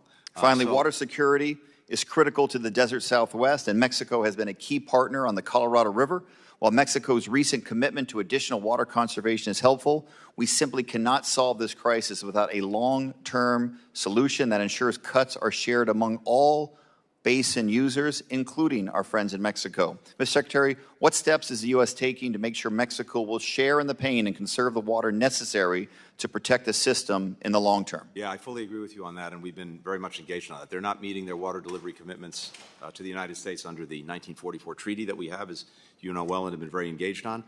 Delivering right now the amount of water at the 3-year mark of their 5-year commitment is way below where it needs to be, and it's unlikely they can meet what they need to do by the end of the 5 years. We've engaged intensely on this, including recently with President López Obrador, with the foreign minister. I saw her just a couple of weeks ago on this. The officials, the state officials in Tamaulipas and Chihuahua, and we want to see this get done. It's imperative that it happen. They also, I think, have told us that their own elections may be what's an impediment to getting this done. The elections are June the 2nd. So let's see where we are after June the 2nd. Thank you very much, Secretary. Yield back. Gentleman's time has expired. I now recognize myself for 5 minutes. Mr. Secretary, do you agree with Senator Schumer's call for regime change in Israel? No. Well, let me say this. I I'm not sure what call you're referring to, but in Senator terms of regime Schumer stood change- on the Senate floor, I'm sure you saw the speech, and demanded regime change in Israel. That's not for. Do you agree with Senator Schumer? Not for us to decide who Israel's government is. So yes or no, do you agree? I didn't. That's not what I heard him say. But regardless, it's not for us to decide who Israel's government is. Do you agree with Nancy Pelosi that Prime Minister Netanyahu should resign? Again, it's not for us to say. These are decisions for the Israelis to make. Do you agree with the Hamas Ministry of Health's death toll? The precise figures we can't validate. The general number of dead, wounded, injured. We know it's the toll is terrible, and the Israelis acknowledge that themselves. So we don't have an actual count? A precise number? No, it's almost impossible to get a precise number in the midst of a war. So on But the we have- decisions that the administration has made with respect to providing Israel lethal aid, what are you using as a metrics to make the determination? Oh, we have our evaluations, we have our assessments that are not simply what the Hamas ministry is putting out, but our own intelligence, information from a variety of sources. So do open you sources, reject media. the Hamas Ministry of Health's numbers? In terms of the precision of the numbers, I can't validate those numbers, but generally speaking, the rough number Is of the total position deaths- of the State Department that they're not accurate? Again, are they accurate to the person? Of course, we can't validate that. It's impossible to do that. The United Nations recently revised down the death toll by almost 50%. Do you believe that to be accurate? Again, those with absolute precision, we can't say. But listen, if it's 14,000 children or 7,000 children, it's still 7,000 children too many. Do you blame Israel or Hamas for that? I blame Hamas has created this the crossfire that so many of these people are caught up in. Okay, you agree they use their own innocent civilians as human shields, I do, correct? but I also believe that Israel must maximize every possible effort to protect civilians. Well, and try didn't to the do State it. Department put out a report saying that they are? We put out a report that went through this in some detail, both in terms of the use of weapons and also humanitarian And what did assistance. your report find? Is Israel using maximum care or no? Our report found that based on the totality of damage that's been done, it's reasonable to assess that in some instances, Israel has acted in ways that are not in accordance with international humanitarian law. Those instances are under a review and investigation by us, but also critically by Israel. And that's the important point as well. It has the ability to self-police, and we have to hold ourselves, whether it's Israel, the United States, or any other democracy, to the highest possible standards in war, even a war that was brought to them by a vicious terrorist group and one that engages in practices like hiding behind civilians. Even there, they and we have an obligation to do everything possible to make sure that, to the best of our ability, civilians are not harmed. And do you think that they're doing that to the best of their abilities? I think that there's a gap between the intent that's stated to do that and some of the results that we've seen, and we want to make sure that that gap is closed. So do you believe Israel is committing a genocide? No. Okay. Why did the State Department mourn the death of President Raisi? We've offered official condolences in the past when countries lose their leaders. That doesn't change in any way the fact that Mr. Raisi horrifically repressed his own people as a judge and then as president of the country. It doesn't change in any way our policy toward Iran. You agree Iran is the greatest state sponsor of terror, correct? If it's not number one, it's certainly very near the top of the list. Okay, and do you agree that they fund Hamas about roughly 93% of their budget? Hamas has been significantly funded by Iran. Of course, Hamas has also been funded by other sources, but Iran, yes, is a significant Do you funder. believe that Iran and its proxies, Hamas, want to wipe Israel off the face of the earth? I do. You agree that's their stated goal? That's their stated goal. You're right. Okay, so if you know that's their stated goal, number one, why would we recognize the death of the butcher of Tehran? And number two, why are you withholding weapons and making it harder for Israel to defend itself, knowing full well, as you just testified, that Iran and Hamas want to wipe Israel off the face of the earth? Yes, and we've done everything that we can do to make sure that Israel has the means to deal effectively with Hamas, including making sure October 7th never happens again. The question is, what is the best way to get an enduring resolution to the problem of Hamas? We have Well, different views on the best way to do it is for Hamas to surrender and release the hostages, Yes, is it that's- not? yes, okay. absolutely. So this administration has been an abject disaster when it comes to Iran. Since Joe Biden took office, Iranian petroleum sales are up $88 billion. It's why I fought to get my bill, the SHIP Act, and the Iran-China Energy Sanctions Act passed. Are you prepared to enact these into law as part of the administration? And what steps have been taken since this bill was passed weeks ago to start enacting the SHIP Act? We have found and deemed as blocked more than 50 ships. We'll continue to identify others. We're working to deflag ships so that they can't move and get services from port to port to get at the fleet that is conducting the illicit trade in oil and petrochemical products. And you agree China is the biggest purchaser of Iranian petroleum? China is certainly, again, either at the top of the list or near it. Yes. Thank you. My time has expired. I now recognize Madeleine Dean for 5 minutes. Thank you, Mr. Chairman, and thank you, Secretary Blinken, for being here today, for your years of faithful service, for your testimony, for your budget requests that I support. I wanted to just start with Ukraine. So much of the focus has been on what's the needs of today. What does Ukraine need today? And I was just there in February with other members. But I want to clear up something by way of a simple comparison and contrast. There's been a lot of criticism today about Israel and the pause by the administration on the single shipment, 1,800, 2,000-pound dumb bombs. Does that pause put Israel at any risk of not being able to defend itself, of being short of the military equipment it requires? It does not. Not at all? No. Israel has what it needs. Yes. By contrast, as I said, I went to Ukraine in February. Right after we passed the supplemental, I could see in President Zelensky's eyes, in the generals and military members' eyes, that look of we're off the edge of desperation. Did the majority 6-month waiting to get the supplemental across, did that jeopardize Ukraine's ability to defend itself? Well, I think for whatever the reason, the 6-month delay in getting the supplemental did have real consequences on the battlefield in terms of creating an environment in which Russia could do more damage to Ukraine. Now, happily, the supplemental is there. It was approved on an overwhelming bipartisan basis. That's a very good thing. And we're working every single day to move that assistance out to the Ukrainians who need it. Absolutely, and I thank you for your leadership. I thank the Chairman McCall for his leadership in pushing the supplemental across. I'd like to look to the future. And you from day one, and the administration from day one has said, for example, in Ukraine, what does the future look like? And rebuilding. President Zelensky in our meeting thanked us for the Repo Act, for the freezing of Russian assets with a future of using those assets for rebuilding. Mm-hmm. We met with the American Chamber. They see the extraordinary need and opportunity. You said in your remarks in Kyiv just last week, I think it was, quote, "There is one more crucial step we can take, making Russia pay for Ukraine's recovery and reconstruction. What Putin destroyed, Russia should and must pay to rebuild. It's what international law demands. It's what the Ukrainian people deserve. Our Congress has given us the power to seize Russian assets in the United States. We intend to use it," end quote. Yes. What steps has the State Department taken toward making Russia pay for reconstruction in Ukraine? What plans does State have to use those authorities granted to it? How are you working with partner nations to unlock more money? And Zelensky the President spoke directly about this, that we are a model in use of the Repo Act, but we have $5 or $6 billion, whereas Europe is sitting on hundreds of billions. That's right. Can you tell us? That's exactly right. First of all, I applaud the Repo Act and appreciate the leadership in getting that done.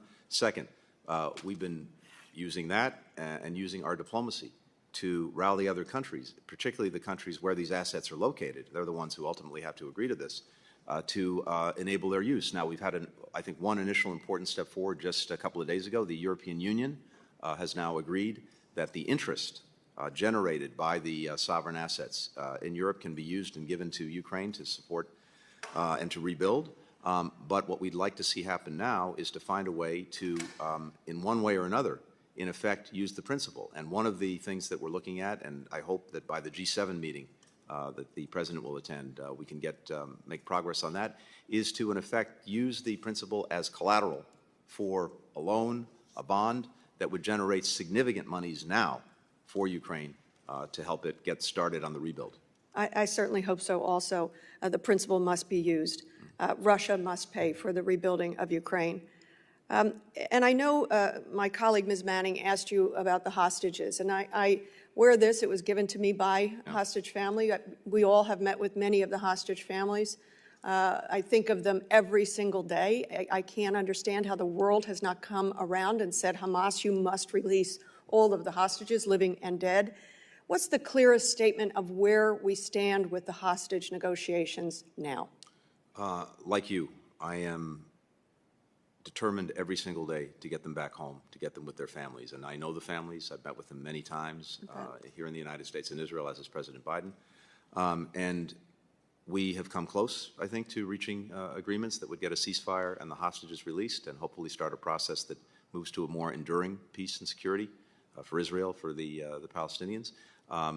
But in the most recent go-around on this, Hamas did not say yes to what I thought was a very generous and appropriate proposal coming from Israel. So we continue to be at it. CIA Director Bill Burns, myself, other White House officials, working on this, working with Qatar and Egypt. We continue to have officials who are talking about this, and we will continue to make the hardest possible run at it. But in this moment, unfortunately, we do not have the agreement that we should. I thank you for your work. Godspeed, and bring home the hostages. Thank you. I thank the gentleman. I now recognize myself for 5 minutes. Mr. Secretary, I just want to pick up where Mr. Waltz left off. I couldn't have said that better. So I'm going to focus on different parts of the world. America is less free, less safe, more burdened by debt under, frankly, your leadership in this administration's.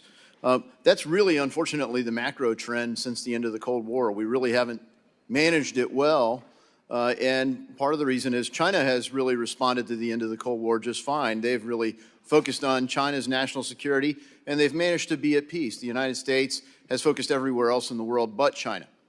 I think a lot of my other colleagues have addressed Pacific concerns, but I want to focus right here in our own hemisphere. Do you still believe that the Monroe Doctrine has any relevance for the direction of security in our own hemisphere? I'll have to come back to you on that in terms of refreshing my memory on the details of the Monroe Doctrine. What I can tell you is two things. One, in terms of China, we're in a much stronger position than we were 3 years ago. Let me focus not on China, like I said, on our own hemisphere. So let me just, here's the cliff notes. Should we pay more attention to our own hemisphere than to other parts of the world? We're paying intense. Does the border with the United States and Mexico matter? It does, and I hope does the border with Guatemala and Mexico matter? Congress now will be voted on because that would improve. Does China's expansion into South America matter to the United States? Doesn't. Because we used to care when other countries came in to this sphere more than we cared where they went over in their own parts of the world. We've been more focused on this hemisphere than any previous administration I can think of, including, by the way, administrations I participated in. Look, I will commend you on using fishing rights off of Ecuador to push China out of that region. I can say, hey, there's been a win, maybe not much more than that, but we haven't done much to counter China's influence all over this hemisphere. And notably with cartel, is there any illicit finance going into Mexico?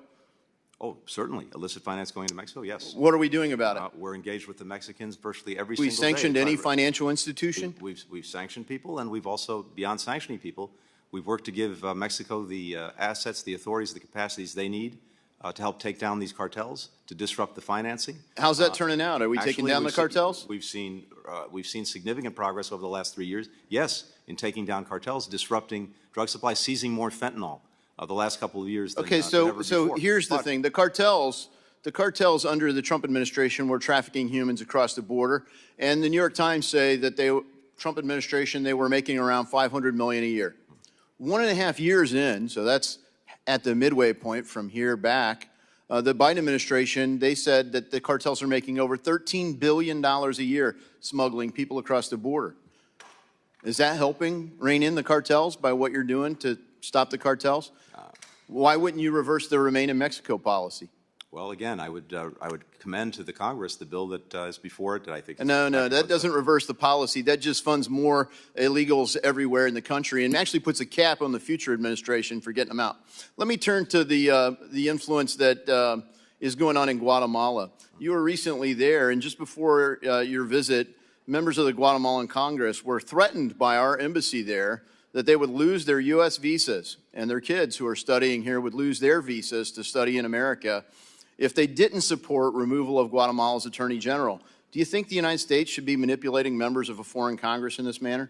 Not a question of manipulating members of foreign Congress. It's the fact that in the recent election in Guatemala, There was a very strong attempt made to prevent the democratically elected president from Guatemala from taking office. There was an attempt to disrupt the inauguration of that president. And if we stand for democracy anywhere, we have to stand for it everywhere, including in Guatemala. So is the State Department's opposition to the Attorney General at all related to her recent investigations to determine if the Biden administration's complicit in the trafficking of children into the United States?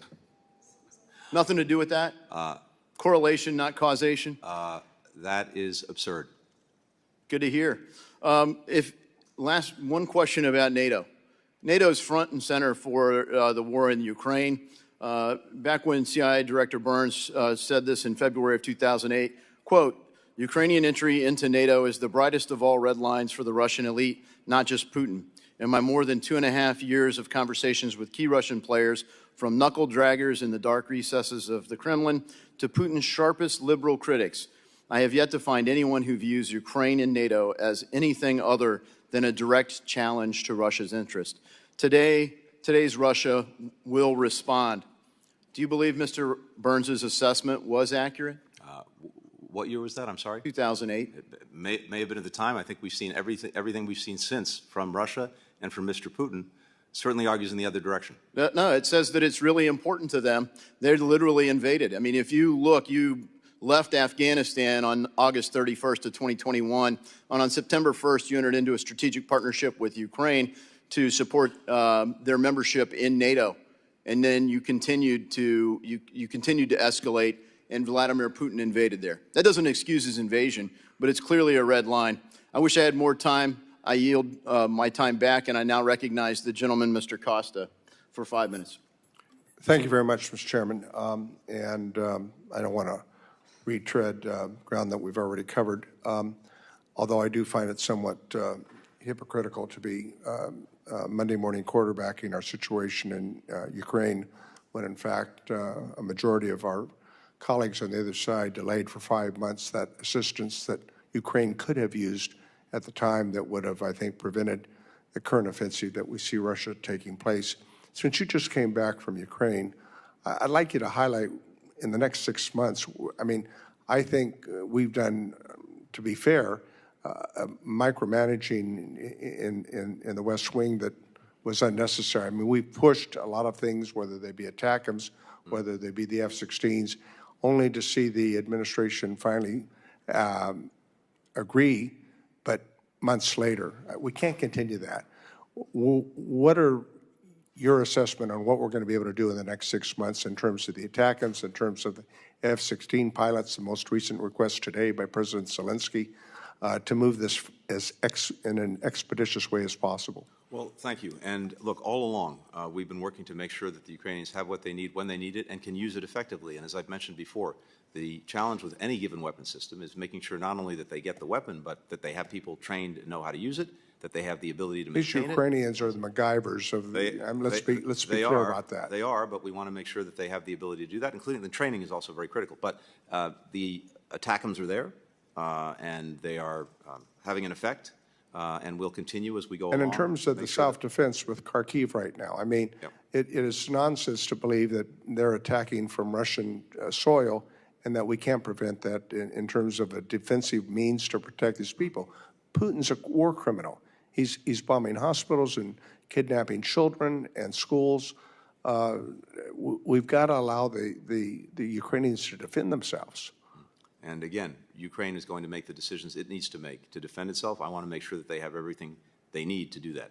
And the self-defense protection for cities like Kharkiv and Odessa and us, there are batteries of Iron Domes out there that have been identified. Are we doing everything we can to provide them with that support? I have been looking under every couch, every cushion, to help find Patriot systems, other air defense systems, to get to the Ukrainians. And we continue to do that every day. We need more air defenses. There's no question about that. Well, I want to continue to work with you on that effort. Let me move to another part of the neighborhood, Armenia. What Azerbaijan has done is unconscionable with the natives of Nagorno-Karabakh. We've increased the humanitarian assistance from 15 million to 65 million. But I think that Armenia's requested an additional $200 million in assistance. and the Congressional Armenian Caucus has sent you a letter to that effect. Where are we on that? So we're looking at a series of requests from Armenia to see what we can do to strengthen even more our support and cooperation with Armenia. I met with Prime Minister Pashinyan just a few weeks ago in Brussels with the head of the European Commission, Ursula von der Leyen, precisely to look at what more we and the EU can do to support Armenia. And we'll be moving forward, I think, on a number of different areas. Prime Minister Pashinyan's done an extraordinary job leading his country in very, very difficult times. We want to make sure that we're getting people the support they need, including those who have left Nagorno-Karabakh. But I don't think we've used our leverage with Azerbaijan. I mean, this defense agreement that we have with them, when they have violated so many of their agreements with Armenia, I think it's reprehensible what Azerbaijan has done. I think the best thing that can happen is they have made progress, Armenia and Azerbaijan, on a peace agreement. And if that agreement can be reached, I think that's the thing that stands both Armenia, Azerbaijan, and the whole region in the best stead. So Mr. Secretary, you and I guess, differ on this. I don't trust Azerbaijan. Well, always, as someone once said, trust but verify. Well, I agree. Let me just close. I think that in terms of America's challenges that we face in the world, this is a seminal moment that we're living in world history. Has been for the last several years. And the decisions that we make today, historians will look back 20 years from now. Hopefully we make more good decisions than poor decisions. What are your priorities in terms of the decisions we're making in the next 6 months to make sure that we make more good ones than poor ones during this seminal moment with the challenges of Russia and China and this difficult world we're living in? We want to make sure, and our budget reflects this, that we can continue what's been very successful in terms of dealing with the challenges posed by China, and that is making the necessary investments in ourselves, aligning even more closely with our allies and partners, because the combined weight that we bring to dealing with challenges posed by China when we're together is much greater than any one of us doing alone. We've had real success with that. We need to continue doing that. We need to continue the support for Ukraine so that it can deal effectively with the aggression coming from Russia, as well as help set Ukraine up for success, long-term success. To win. And win also means having a successful country, one that is militarily, economically, and democratically strong, and that can resist further aggression. And I might add, we need to work together in a bipartisan fashion. We would welcome that, as always. Thank you. Thank you. Gentleman's time has expired. I thank the Secretary for valuable testimony and members for their questions. Members of the committee, particularly those who couldn't stay here, may have some additional questions for the Secretary. We ask you to respond to these in writing. Pursuant to committee rules, all members may have 5 days to submit statements, questions, and extraneous materials for the record, subject to the length limitations. Without objection, the committee stands adjourned. Thank you, Mr. Chairman.